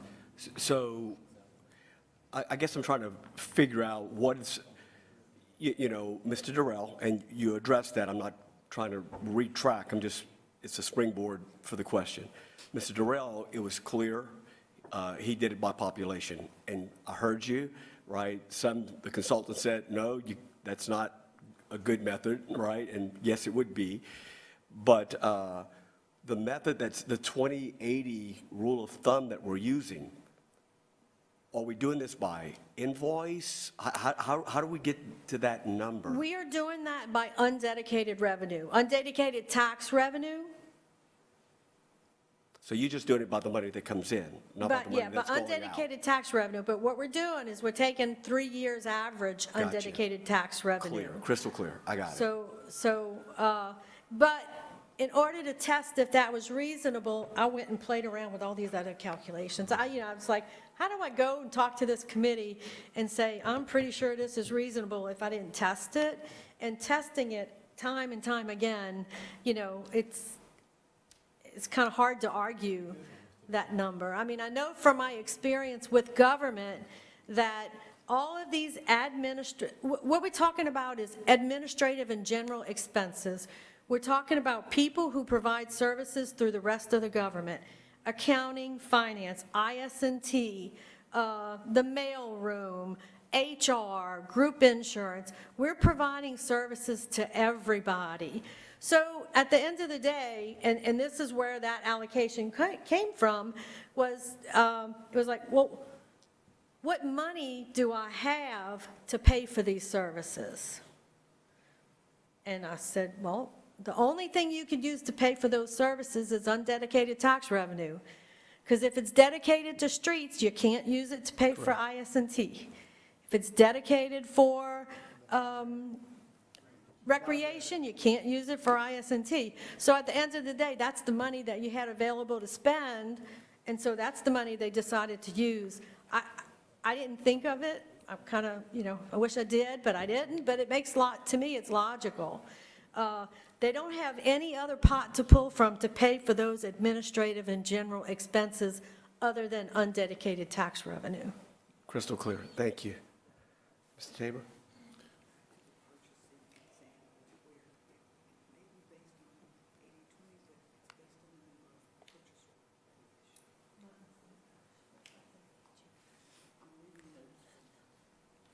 Okay. Okay, Right. so it's my turn. Back again. I just want to say on the parish fund balance, so you said roughly 3 million, so that's a lot better from the 50,000 when I started on the parish, huh? I know, it's sales tax. Sales taxes have been amazing. So, good. But I just want to put your mind at ease on the allocation process. I don't know how we do it. If I do it here, recommend that we do a committee, like I said in the beginning of the meeting, that we have 2 parish, 2 city, and start working out the allocation process. And my thing is, if we don't have them finished by April, the ones that we have finished, we'll put them into the process, and the rest we'll keep going until we got them all, you know. So I don't want to. By April, whatever we have figured out, we'll use for the budget, and then the others we'll figure later. Maybe all of them will be done, I don't know. And we can do that. I think that if you really want a successful budget process, if we're going to change the budget process and do the budget by fund, that's a lot of work. It's a ton of work, and that's a lot more meetings. So I really think by April, you need to have that city-parish allocation split figured out. Doesn't have to be the final one. You could change next year's. So what I would do is I would take that city-parish allocation table in the budget book. I would look down, I'd look for all the big numbers, and I would say, okay, I'm going to solve these big numbers first because that's the meat and potatoes of it, right? And so if you could have a degree of comfort with those big numbers and iron that in stone for this year and let us move forward, because I'm excited to think that you're going to approach looking at this budget by fund. It's a lot of work. It's a lot of work on me. It's going to be a lot of work on the departments, but it's crystal clear to the taxpayer where the money's going and how it's That spent. leaves any doubt out. I mean, it's simpler to look at, like you said, by the common person to look at. So Yeah. I definitely want to work on both of those, and I guess we'll get back on the committee to work on the allocations. Yes, what we can do, though, we do have a budget committee with two, in fact, with two parish council members and 2 city council members, and that would be the committee, and we could check with Lori so we could start that process. Okay, I recommend we start that. Thank you. So, Ms. Laurie, I'm sorry, I'm dovetailing back. I understood clearly, just moving slow. Allocations are determined, what I heard you say, by revenue, by what's coming in. When I'm doing budget for my business, I mean, all these things are factored, right? Invoices are factored for our church, what's come in last year, as I'm projecting what's going to be coming in next year. But I'm also looking at a baseline as to what is spent, right? Is there a way, would it even be feasible, reasonable, that in the same way that we could say, hey, here's what we're calculating the allocation by revenue coming in, could we look and get a sample of what's being spent going out to determine that allocation? So they're both about the same. It goes back to what I said, that the government goes to the taxpayers and asks for what it needs to operate the government. So the revenue that they are collecting should be the revenue that they need to operate the government, and that should be what they're spending. So if you look at, some of the allocations are based on budgeted expenditures, and that is finance. So some of them are based on revenues, some are based on expenditures. The percentage is about the same. So it really,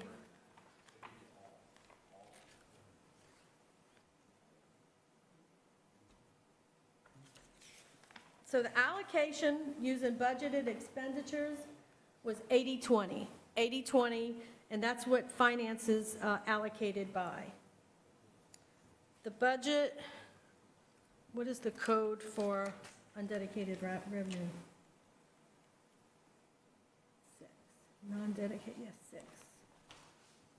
So when we look at non-dedicated revenue, okay, so expenses were 80-20, undedicated revenue 79-21. Was the actual, what was spent? That would be, yes, the 79, average. Yeah, yes. that would be the 3-year average that we're using. Okay, so So they're closely related, as they should be. So let me be clear. Those numbers match both revenue and expenditure. When you go back and you looked at the 3-year sample, you said, in these funds, we're looking at 79-21, correct? So both are being used in terms of determining what you're presenting to the council as a proposed allocation, or what the mayor president would be presenting to the council.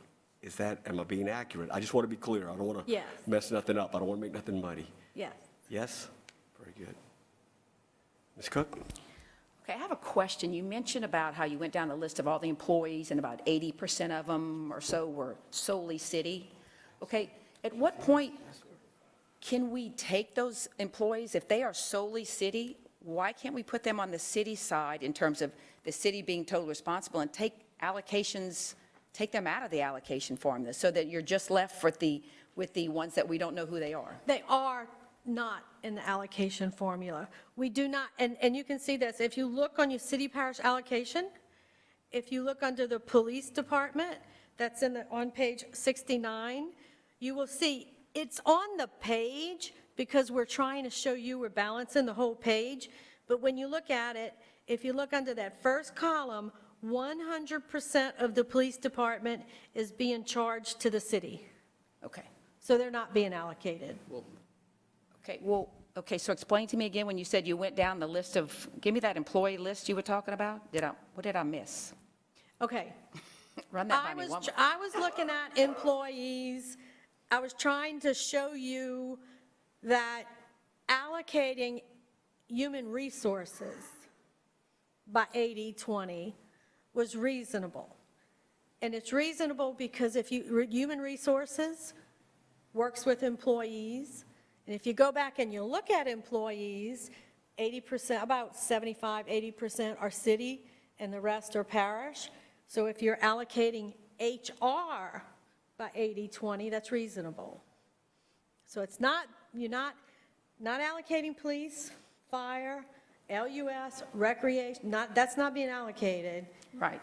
But that, you need to take those people into consideration when you're allocating administrative services. When I'm allocating the cost of the payroll department, 80% of their time are on city employees. HR's time. HR, when I'm So- allocating. On those combined departments you're talking about, because no. HR doesn't sit over there and just work on combined employees. HR sits over there and they work on all the employees. Correct. But I've got to figure out, how do I allocate the cost of HR? Right? Okay.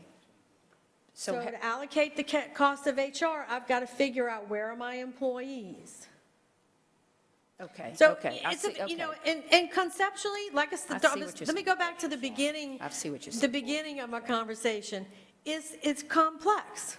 It's not easy, and that's why there's 3 accountants in the room, unless anybody else joined us. So, you know, it is a little bit Right, harder okay. of a complex. I So, see what you're saying.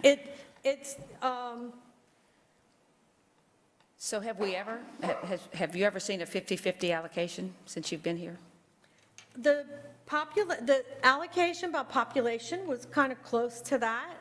And, you know, that was decided that was acceptable for some things and not others. But really, would you I mean, I got to stop and think. I know what HR does. I know what payroll does. 50% of payroll should be charged to the parish? What employees do we have that work 24/7? City police, city fire, city LUS, maybe some city fiber. There is not one employee on the parish side that works 24/7. So when it comes to the complexities of time entry, of entering time entry in a payroll system, not to mention the complexities of operating an HR department, because those guys, public safety, those guys, because of the nature of their work, they consume a lot more HR time, civil service time, payroll time, because they have a lot more detail in their journal entries. So why should the parish pay for that? That's city functions. So I guess we go back to the original consolidation idea was that, you know, we're sharing. So I guess, you know, yeah, at some point in time, you know, we're each helping each other out and sharing, and so I guess that's where maybe the idea was originally 50/50, yeah. You know, the city pays a little bit more and then the parish pays some as well, but I guess that was, I mean, that, you know, that was the initial idea. And Yeah, I guess, I you know, mean- as we've evolved, I understand exactly what you're saying, how you get to this point, so Yeah, I that guess would- we'll never see 50/50, yeah. well, that would, hey, if y'all agree on it, you know. Well, I mean, I don't know if the it's auditor fair. said I I'm could just do saying. it. But, you know, is it fair to make Right. people in the unincorporated areas to pay for administering of public safety in the city when they have the sheriff that does their public Right, safety? right. So, point of clarity, right? I understand this is way beyond listen, I have to hire people to help keep me in order, right? Church in order, I don't go to jail, bless the Lord.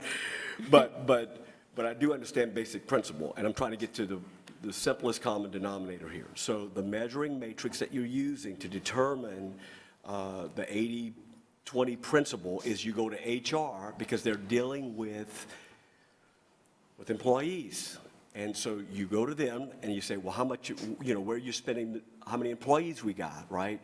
You talked about fire and police. That's a 24-hour-a-day, 7-day a week operation all year round. I get it, right? So but you went to HR to determine, no? No, let me clarify.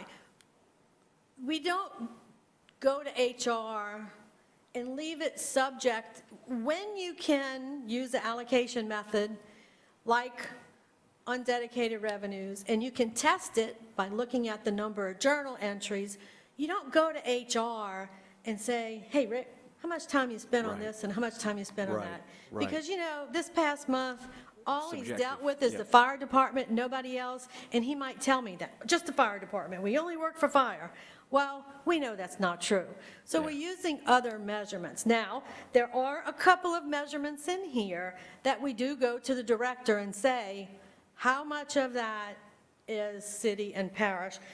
But those are really small, they're not material, and those would be where we go to the Public Works Department, and that's the people that are getting paid out of city CIP money, and we say, hey, city CIP's been paying their salaries, and now the parish needs to pay us some money back. And we go to the departments, and that's the only time that we use that, because we don't have a real means of measuring that, or a means of looking at it and kind of verifying that it's in the ballpark. So, but if we could use another allocation measure, so let me back up. We don't go to HR and ask him how much time does he spend here and there. We chose the allocation method of undedicated revenue, which is about 80-20. But then we go look at other things that involve HR. We look at journal entries into a salary spreadsheet, a salary system. We look at paychecks or benefits and stuff like that. Journal entries, I got you. And that proves to me that 80-20 is pretty darn close. That's the science of. Yeah, and I didn't mean that, Miss Lori. I mean, you go to HR, you're looking at their entries dealing with employees, right? It's not subjective, it's based upon their entries. I got you. There was a time years ago when more subjective measures were moved, but in cost allocation, you kind of moved away from that. And I think it has to do more with sophisticated accounting systems and financial systems, that you can run a lot of data and get a lot of reporting. But I'd rather use that data any day than to go ask somebody's opinion of how much time they spent on something. Because the things we don't like to do, we think we spend more time on that. Love it, love it. Ms. Cook, did you have something else, or Oh, sorry. Buddy? Thank you very much. Back to kind of the expense breakdown, you have 80-20, correct? That's a lot of it, not everything. But on the revenue side of it, is it the same numbers, 80-20, 80 from the city, 20 from the parish? On the expense side, it was 80-20. On the revenue side, it was 79-21.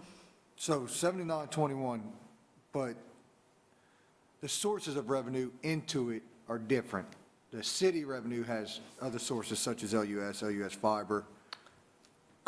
We're looking at just Just undedicated undedicated. revenue. So that doesn't include any LUS, because that's all dedicated for the utility system. Okay. It doesn't include the taxes dedicated for police and fire. It doesn't include the taxes dedicated to recreation. This is the taxes that we can use to pay HR, to pay IS&T, yeah. Otherwise, that would really skew, parish wouldn't pay for anything. Again, that's what I was looking at. Thank you. Don't give Brian any ideas, right? Very good.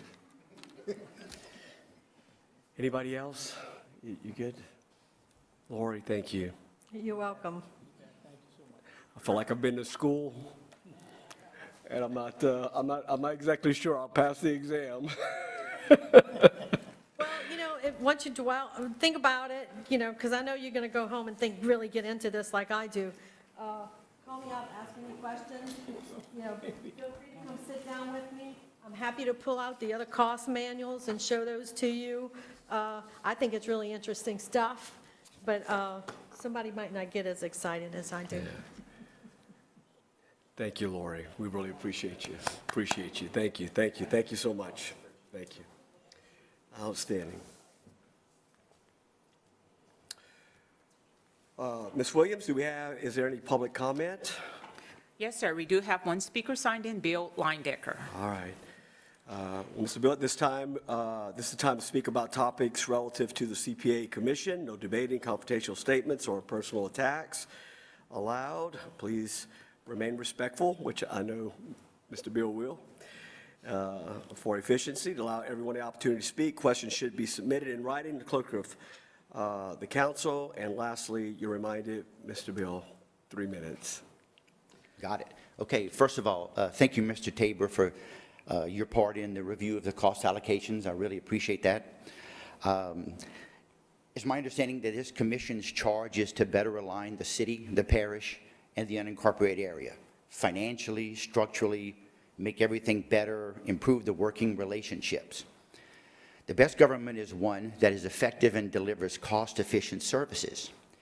LUS is split into two, LUS and LUS Fiber. Why? Hopefully because one person cannot run both effectively and cost-efficiently. So two is better. Public Works was split into 3 divisions. Why? Hopefully because one person could not effectively and cost-efficiently run that department. 3 is better. The mayor-president just hired an executive chief of staff. Why? Hopefully to be more effective and cost-efficient. Another staff member was needed. Those are just 3 of the many reasons why the city of Lafayette needs its own exclusive full-time mayor. Why? Perhaps one person cannot effectively and cost-efficiently deliver services to the city of Lafayette, the parish, and the unincorporated areas. Perhaps you need 2, one to focus on city issues, one to focus on parish and unincorporated issues, to better align the city, parish, and unincorporated interests. Thank you. Thank you, Mr. Bill. Thank you so much. So next, I just want to talk about, I think we got one more meeting time next. Up on the line is Mr. Mike Abear, right? Which I'm really excited about, and I think it will help us formulate some solutions. He's scheduled for our next commission meeting. But that's it. But I mean, our time runs out by the end of that month, and if I understand the commission timeline correctly, right? So we talked a little bit last time about the possibility, do we just meet every week and try to come up with that final report? I don't think I've heard Councilman John Gibble say, look, I'm not looking for a 24-page extensive report. I'm just looking for a simplified, can you give me some solutions here? So that's encouraging. Of course, I put this on the agenda. I just want to talk about the possibility of asking the parish council to extend our meeting time. And the question why, I think Ms. Cook and I talked a little bit just before the meeting. For me, the reason why is, at the end of the day, I'm looking at what, Mr. Bill's bringing up the mayor, I question again. These things have implications, cost implications, more than monetary on a whole system of government. And I'm curious, like if I'm going to recommend or put something in writing, I want to be thorough in what I'm going to present to the parish council. So I want to know, like, well, how does this affect drainage? Let's talk about the watersheds. Like they're all intertwined. What does that look like? When you're saying, hey, let's separate the parish, the mayor from the parish manager, or what does that look like? What does it look like for public safety? What are those implications across I'm talking about structural changes that take place, management power. I would like to hear some of those conversations. I wrote, what happens to fire? What happens if we go that route? What happens to fire? What happens to fire for the parish, right? Like now you're covering this. How does that work? Public health. I mean, how does this affect the health unit? Things of that nature. That was my ask. I'm not saying that we have to use all of the time that we'd asked for, but man, it would sure give us the freedom that if we have a creative thought, say, hey man, let's talk. I thought about purpose asking some of the area mayors to come and present. Come talk to us. What's this relationship like? What would it be like if now I have to throw another elected official into the pot here, determining where the drainage money is going to be spent, right? Just some of my thoughts in terms of asking the parish for more time. So, what say you guys? Oh, man, that's like already on. Thank you, Bobby. Yes, you and I did speak about this right before the meeting started, and I personally believe that we need to come up with a recommendation, yes. And I feel like we've been given 10 questions within our binder here of what we were supposed to be addressing. And I feel like as I'm looking through them today, finance covered several of them.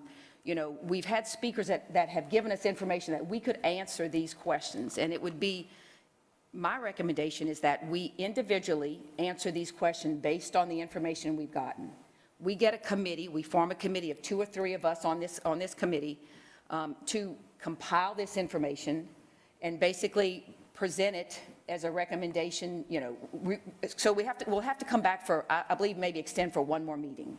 We come back with this information, basically having answered the questions, and everyone has a chance to kind of, review the information, the answers before we actually put it out as a formal, recommendation. But, I feel like, we have Mike coming next, and a lot of the information, a lot of the questions you may have deal with our charter in terms of how would we handle that struggle of power between a mayor of Lafayette and a city parish president. And so, I've been kind of, Paul Escott and I have been going through it and pulling out bits and pieces, and it's doable. Yes, it's a challenge, and it would have to be, we have to rewrite some of the charter, of course, to manage those 2 heads. But I feel like if we get some information from Mike the next time about that, we submit some questions to you to, ask him some of those things.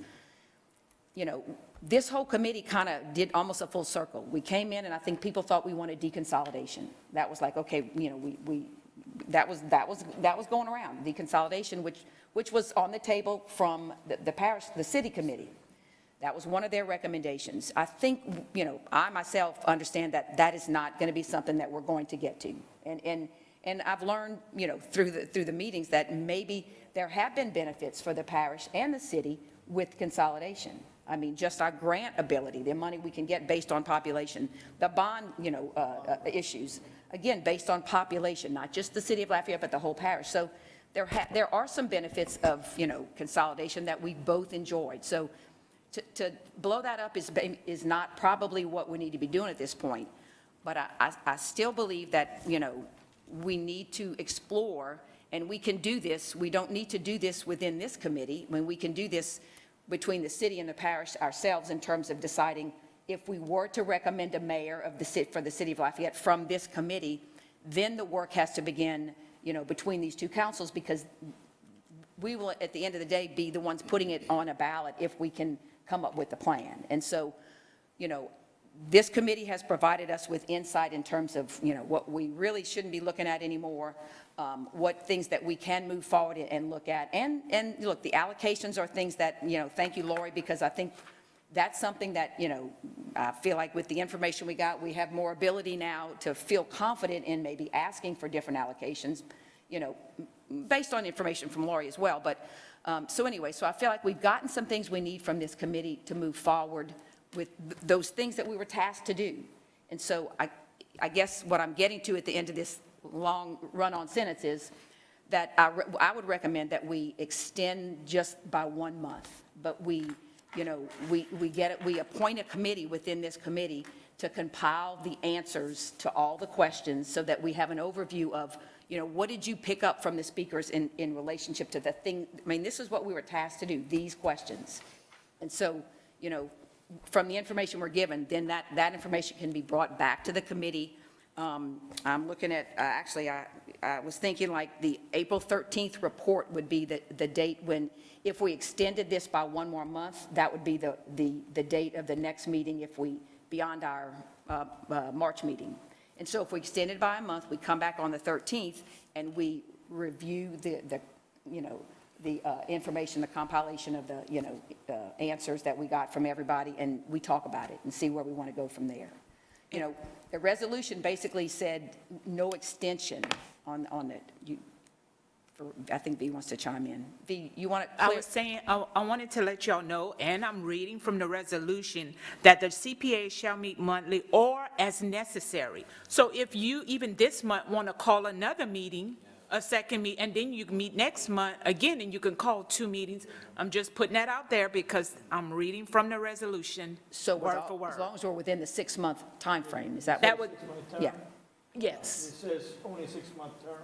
Only, it says, okay, let me read that section. I'm going to read what the council approved unanimously. Section 4, and I'm saying that because there was a question of what I was saying. Section 4, the CPA shall meet monthly or as necessary. The initial term of the CPA shall be for 6 months following the first meeting without the possibility of an extension. That's what I thought. So there's no extension allowed. no extension. There's no extension allowed with the resolution, That, correct? that's what the resolution says. So- I'm just reading the resolution. I know Councilman Gilbo, I was very clear when he spoke to us and kicked us off at the beginning, said, there's no rush. We're not in a rush here, guys. We want you to take your time, go through this thing. So I'm pretty sure the parish council can make that decision. And I that would is hope, correct, right? because it is the council's Decision. intent, a resolution expresses the council's intent, and it could be amended or changed. So, again, thank you, Veronica, for the reminder that we could meet more often. I'm telling you guys where I'm at, I can't give more time than that over the next month. I can't start meeting every other week to do that. And that's just, and I don't know where you guys are at. We'd but- have to run it by the council to get an extension. Well, all I'm proposing here, I'm not saying that we have to use the time that we're asking, or, that for the extension that we're saying, but at least we have the latitude to be able to move forward, and you're not under the pressure, right? Like, I gotta produce something, and, especially like where I'm at, and again, I'm just one voice on this thing, but if we start talking about, and I think I hear you, Nan, when you're talking about, consolidation is, deconsolidation is off the table, but we're still talking about, the bill's talking again about a mayor and a president, right? And I'm not really sure what you were talking about in terms of, are you saying a parish manager? Is he elected? Which is Well, that's what essentially we the have to same. talk about, right? We don't know. Right. That's still, Yeah. So, but for me, there are costs more than monetary costs. How does that, look, and maybe it's just a little different approach, man, to leadership. I've made 3 staff changes in our church, right? It's not my business, just my church. It's taken me 3 months to have individual meetings, because when I move one person, the transition of that affects everybody. I got to get everybody on board. Otherwise, I'm going full circle again, upsetting the cart. Well, man, that's 3 people. How many employees are we dealing with here with LCG? I mean, does that make sense? I'd love to hear from them. How does this affect you? And of course, I mean, we'd be looking at some of the leaders. Again, that's just me in terms of being confident to say this would be a recommendation, right? But in terms of asking for the extension, guys, I'm not saying that we have to meet till next December or anything like that. We determine that. You'll determine that, right? But it would be prudent to me to at least give us the time that we're not limited to not meet. That's all I'm saying. I would be considerate of another 3 months. I think it'd be, Go ahead. Yeah, Will. and they started to say it, and I thought I was going to say it too. I think we need to meet somewhere in the middle. I think we can all agree we need some more time. If our next meeting is the final meeting, then clearly we need some more time than that. But I think 6 months would double the length of our commission, and I think that's a little unreasonable. I think a couple, and Nanette, 1 month may be a little too short. I don't know if 2 months is the right answer. But we're also moving slow. Like once a month is not a fast pace. Our friends over at Protect the City Committee did a lot of work in 6 months, and we're clearly a little slower than they've been. So I don't mind rolling back 6 months to something smaller, and then let's identify what we're doing with the months we're asking for. Like this meeting is with legal, this meeting is to write the report, this meeting is to have some town halls and meet with constituents and amend the report, and then we're done. Like, let's tell them what we're doing. Let's attach agenda items or to this. Like, just a nebulous double our length without any sort of tied to any sort of what we need out of it, I think is a tough pill for the parish council to swallow for us. So something in the middle, maybe scale it back a little. Yep. Okay, I'll give you in the middle. I recommend, I'll actually get a motion that we do 3-month increments, starting at the end of the regular period, and then we look at it again. We can decide what we need to do in those 3 months. I hate to go in here and keep extending, every month. So 3 months is a happy medium, I would say. I think we can, hopefully wrap it up by the end. If it looks like we can't, then we also can extend it another 3 months. I mean, we have that option, but that's my motion right now. If it's okay, Brian, I'd like to hear, I got some other people before then we'll let you put that up. Nan? Okay, I'm thinking, can we look at a committee, within a committee? Like they had the parish. Subcommittee? Yeah, right.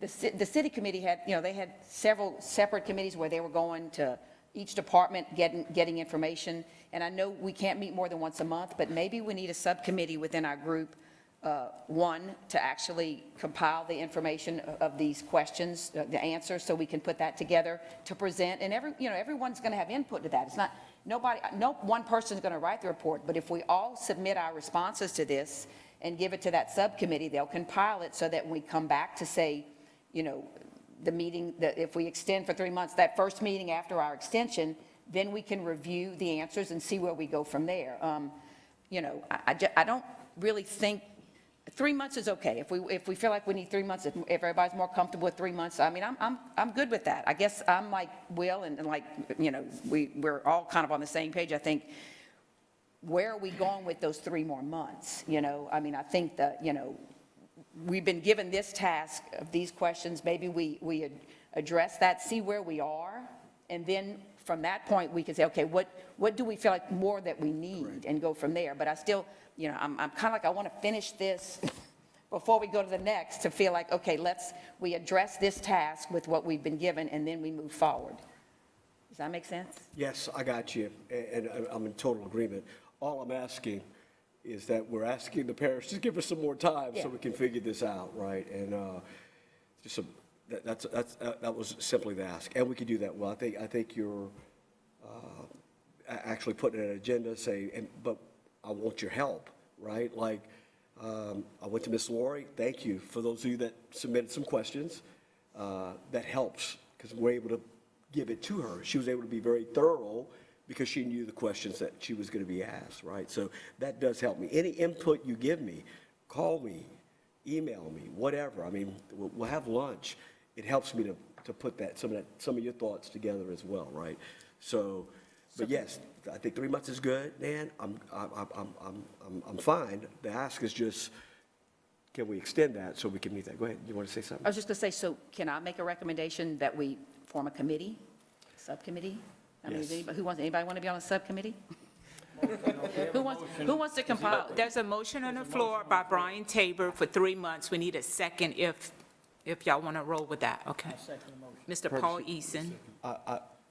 I'd love to hear, I guess we do discussion afterwards?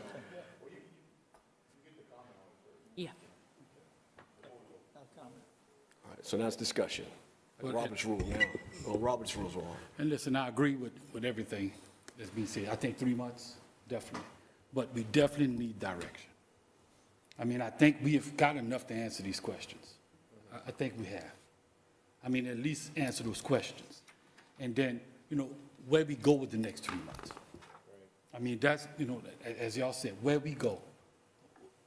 What's going to be the conversation? What are we going to be trying to target? I mean, do we come up with our own questions? Or we ask the council for more questions? Where do we go? Because, I mean, we need to find some direction. I mean, I know, and I guess, look, we got to look at the elephant in the room. Because we task, as Lynette said, it started with deconsolidation. Of course, we're not that way. We don't feel that way. I don't feel that way. But we're hearing functional consolidation. We're hearing functional deconsolidation. We're hearing all kinds of things. So do we really, in this next 3 months, look at that pattern? Do we really look at that pattern and decipher the best way? Can it happen or can it not happen?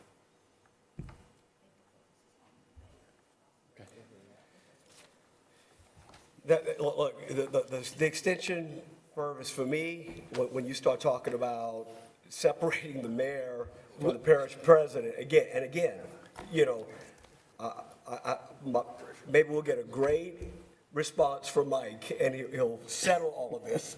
You know, can we do it? Can we not do it? What does that look like, Mike? That'd be great. Right? Legal, right? I got that. Yeah. But if he were to say, well, yeah, I mean, you can do whatever you want to do with the charter and put it out however you want to put. I'm saying I don't have enough information to be able to sign on saying, I would consider that the parish would recommend I agree. an elected mayor and whatnot. And that's when I'm wanting to talk to public works, public safety, so on and so forth. And we could double them, right? Like I did them one at a time, but we could double them. Public safety and the fire department would one or whatever. But that would be the agenda going forward, Will, right? And actually, Answer that's your not- question? Yes, yes, thank you. Wait, Will? My motion was for 3-month increments. In other words, if 3 months come along, we still need to extend it, we'll do the same thing again. I don't want to go every month. So 3 months. 3 months, if we decide we still haven't got enough information as a committee, or we go again we could add another 3. In other words, just 3-month increments, not 6-month total increment. That's basically my motion. Gotcha. Will? I wanted to offer an amendment to Mr. Tabor's, to his resolution, and that is that we just offer the parish council a brief description of what each of the meetings are going to be for the next 3 months. Yeah, topics, a brief Basically description. Said the agenda. Right, just a very high-level agenda. I know nothing's finalized. I know, no Will. Speakers are committed. What I think is, when I ask them that, I'm locking myself into that, or us into that, right? When we're presetting an agenda for the following 3 months, I feel like we're locking ourselves into that. We don't have the flexibility to say, no, I don't need to hear from the sheriff's office, right? Like, but yet it's on the agenda, and that's what I told them that we would be doing, right? So I do agree. We'll do a brief description with the possibilities of, So, right? Does that make sense? Like, right, it may cover we can stuff word it like- that way. Like, we feel the description of each of these agenda of each of these 3 meetings is going to be this, but it could change. We could suddenly decide we no longer need to speak. This is what we currently think these 3 meetings are going to be. We have to offer something. I got you. I just 3 blank, to justify it, 3 blank meetings with no topics, no agenda. Got you. Or A put the brief goal in description. there, not necessarily the agenda, the goal of what you need to do, not the Sure, agenda. I wouldn't mind. The goal of this one is to write the report. The goal of this one is to figure out functional consolidation. That way you're not locked into The anything. goal of this one is to do that. Like, Yeah. we've got to give the light at the end of the tunnel of where we're going. Yep. Okay? So your amendment is to Offer very brief set a goal, goals for the 3 meetings. It's verbiage, Brian, right? And look, you guys are the one, I mean, you're here, Kevin's not here taking care of his family today, right? Like, he had to, and so it would have been a blessing, we could have heard from him too, right? We're really at the, well, I want to serve you, and I want to reiterate, it's a great way, Nan, to go, like, to answer each question, to gather all the information of everybody's thoughts, right? But I didn't sense, I mean, John was pretty clear. I'm not asking that you answer these questions. It was an idea of where you can start, right? Like, explore. Here are some of the questions that you might answer, right? So what I understand that we're doing is we're saying, hey, well, I came into this thing like, so what's the issue? What's the problem, right? What's the solution?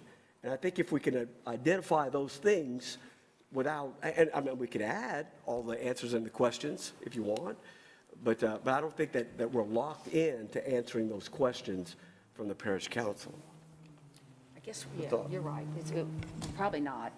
I'm about to say we were, but it was put in resolution form. The resolution stated all these questions, but again, the intent, it's not like a requirement that we answer them all, but I do think maybe we each address the ones that we are able to answer, and kind of so we have some something to work with in terms of, okay, where are we? Because we all started probably at a different place, when we started this commission. So maybe it will help us understand where have we come based on these last meetings that we've had. So let's go ahead and deal with this extension motion, and then we'll come back and we'll talk about that subcommittee. Can we do that, right? So there's a motion and there's a second on the table, correct? That we would ask for 3 months, right, extension, right? With the, I was about to say it, well, with a brief explanation of a description as to what would be our intent or our aim, what we were aiming to accomplish over the next 3, the extended We got to period of vote time. on the amendment first, don't we? Now, we're looking at you, V. Do we have to vote on Will's added? You can't. Yeah, okay, so Mr. Tabor made a motion for the 3 months. And if Mr. Tabor accepts what Mr. Teely was recommending to add on to his, we can just keep it as his motion to set goals or the intent of the committee. So we can just make it into one motion if Mr. Tabor accepts what Mr. Teely is recommending. So we're going to do as goals, Yeah. not as set, just. Yeah. In other words, I don't want to say, we've got to do this. Yeah. Okay. Yeah, I'll accept. And it was seconded by Mr. Eason. Do you agree? Thank you. So it's all inclusive now. But now we don't have to vote on, just one vote. So it's just one, yeah, one vote. All right, so, ready to vote? All Roll right. call? Mr. Tabor? Yes. Ms. Cook? Yes. Mr. Teely? Yes. Mr. Morrison? Yes. Mr. Richard? Yes? Mr. Eason? Yes. Mr. Schilling? Yes. All right, the motion to propose a 3-month extension to the City Parish Alignment Commission's allotted time frame to the Parish Council, along with providing the Parish Council with a brief description of tentative meeting goals and objectives, is approved. Outstanding. All right, so let's talk about that subcommittee. Like, who would want to serve on the I'll subcommittee? be on it as long as I ain't got to write nothing. I'll help with it. Thank you. And I'll be glad to put, I want to be involved in that. So, anybody else? So I was taking notes, so who, Mr. Eason? okay. can we put on Mr. Eason, Is there a number? who else? Is it restricted? How many we could put? Usually there's 3, but because there are 9, it could only be 4 at the most. Anybody else want to serve? You want We don't have rules. me, you, and them two? Can we meet, we have some rules Oh, there. you have to ask her. She's- Yeah, it's the same rules as this one, where we just have to post the subcommittee. Now, I don't know if you want to title the subcommittee the recommendation or the drafting of the recommendation committee. Call it the drafting committee. Drafting committee, okay. And we only have Mr. Eason so far. Nanette, Nanette and Brian. You, Bobby? That'd be 4. So that's Paul, Brian, Nanette, and me. That'd be 4. Okay. Good. Drafting Should ask Kevin. subcommittee. Let's put Kevin on. Yeah. You can't make the meeting now. Outstanding, great. So do we have to, Can we make a deadline in terms of, and this is not, that needs to be voted on, but when people turn their answers in? So maybe by, I guess we're going to meet with With Mike Mike next next week, week. so maybe have answers in. If we're going to extend, V, what is the schedule? If we extend for 3 months, will the next meeting be the 13th of April? No, it's actually 4 more months because we still got one more meeting. Right, we have our Well, we March got meeting, March, but so then the extension would be for April, For May, April. and June. Right. And then the council starts budget after that, so keep Yeah. that in mind That's too. another reason. That's an animal, it's a We need to be different done. animal, We need to be and they done. have lots of meetings. We got another committee we got to do. That's what I'm thinking. And then the council members will start meeting on this new budget proposal too. So, but it would be for April, May, and June, the 3 months. Would it be unrealistic to ask that we submit our answers by the next meeting, our March meeting, and then so that we can compile them as a group by our first meeting of the extension, the April?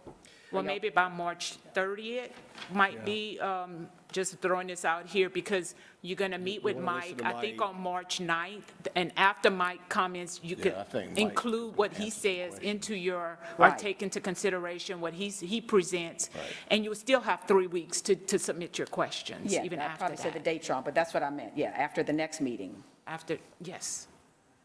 sounds right, because I would definitely, I think. We're gonna need some time Might to- impact your question, right? Right. Or some of the Yeah. questions. So basically what we're saying is by the March 30th. Yes, sir. Right, we're asking that everybody would have an answer to the questions that were presented to us by the parish council in the resolution forming the commission, right? So By that- March 30th. So that we're able to we're present able by to- the 13th, which will be our By first April meeting. 13th, right, Okay, correct. Okay, By the 13th, Send and we'll that have a better reminder out. idea. okay. Yeah, V, can you send that reminder out to everybody? Oh, will, okay. Go ahead and send the questions too. Yeah. You got them in your book. I know, but I like them electronic. I think I probably got them electronically somewhere. Oh, that's true. They're on the website. Oh, okay. Look at that. CPA Commission. Yeah. Who did that? Just the timeline has to be approved by the council, and I could do a resolution, and it could be on the next meeting. So it'll still be in, just to continue on. So I'll try to have it ready for the March 8 meeting, so. It would be a help, guys, right? Like, I'm just, again, I think Mike will determine Yeah. the meetings to follow. But this is Bobby, I'm one voice or one vote on this thing. I know that if we're talking about a mayor, voting for a mayor and a parish manager, kind of, and that the legally you can get that done, whatever the deal is, well, then at that point, I'm wanting to talk to more people, right? Is there anybody, but I got to set those things up. I got to go call them and ask them would they be willing to come and what might be the questions and stuff like that, right? Do you have any ideas as to who would contribute to that conversation? I mean, I would think legal is our first person to go to because it's going to require charter issues. But after legal, I got you, after legal. What, to do what? I'm sorry, I missed it. Okay, so, So maybe I could offer some input. thank you, Veronica, help me out. The thought process here, when we hear from legal, we hear from Mike next time we meet. If it is even within the realm of possibility that we could legally propose a charter amendment that would allow the mayor to be voted on versus the parish, this is just, is it legal? I'm not saying that that's what we would do. Right. Right? Yes, sir. But if he says, yes, you could do that, right? Then the next step for me, before I would lean in on my answer as to whether or not I would recommend this to the parish, I'd want to hear from how will this affect the rest of the operations of government? How would it affect drainage if such a move were to be had? Does that make sense? Right. I gave the example about employees. It's taken me 3 months to transition 3 employees just to make lateral moves. Lateral moves. I mean, you're talking about all the employees within the government. There's a ripple effect that takes place. I'd love to hear from them. So, like Maybe. drainage, Yeah, maybe those Public department Works. head, departments that are combined. Yes. like in- right. Instead of just, Can yeah, you like help parks me? would not be affected, city would not be, police would not be affected. Right. Sheriff's on the parish side, but maybe those departments like Public Works, like Community development, IS&T, all planning those and ones, zoning, to- right. To understand how that would work. IS&T, IS&T. Public Works. And I know though, and I've been here for 29 years, and I do know that I was with the city, just the city, when the city was just a city. So I was here when it transitioned into a consolidated government. Now, the government, the people approved the consolidated government. Then a transition team was formed to figure it out and see how it would work. They brought in people from the parish side, they brought in people from the city side, and they met for many meetings before consolidation ever took place to see how it would work, to figure it out. I was also on the transition team when they did the 2 separate councils. After it was approved, we met after a transition team was formed to figure it out. Yeah, and my hope is, Put V's name down on that list.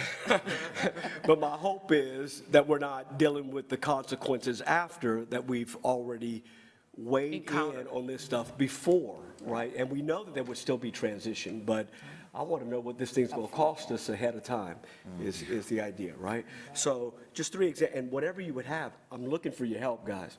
So Public Works, IS&T, Planning and Development, any other suggestions? Community development, which is planning and development. Community development as well, that's a consolidated. 4 consolidated ones, I guess, yeah, that's. I think and then that's about it. And maybe And then, like, finance, I guess. yeah, finance, the Finance mayor, as well. president's office. We have finance. Finance, administrative office, Yeah, administrative. the mayor, president. I'd want to hear from the area mayors, you know, that's just me, right? Haven't heard from the ex-mayor presidents either. Yeah, and we could, I'm just listening to all the departments. Now that we're back to talking 6 about, months. It's gonna cost more. You gotta double up on everything. Yep. stop writing. And actually, that's Passed. not really one of my original 10 questions. Right. That's going to come on the extension, Paul. That's our next 3 months. I know that's what 3 you're months, looking for. new but questions. Headed down. It does say that you can add on questions. I saw so that. I think that's what you're doing. You saw that? And Paul, what I'm anticipating here, and please help me, guys. What I'm anticipating here is this continues to be brought up. It wasn't part of the original questions, but it's going to be a part of the final report because it continues to be brought forward. So we have to weigh in. I mean, obviously, it's going to have to be somewhere in the report. And I think Will and I talked a little bit, we had a little lunch, a little bit like, Will and I have had the same discussion. yeah, like, what does that look like? So, yeah. Fewer politicians. I haven't changed my goal. That's all I need. But Buddy said he's still silent, all right. Good, we good? I had one quick. Okay, great, Will. I want to do a plug for our website, LafayetteCPACommission.com. Brian was saying he likes all of these documents electronic. They're all electronic on the website. So, and if you're really tech savvy, you could open one monitor and have our 10 questions. You could open your other monitor and all the videos of our presenters, the PowerPoints they provided, to look back at what Jan Swift said, what Kevin Blanchard said, what. Do I look like I have 2 monitors in my head? And it'll help you with our homework assignment. Outstanding. Meeting adjourned. Meeting adjourned. All right. Good work, good work.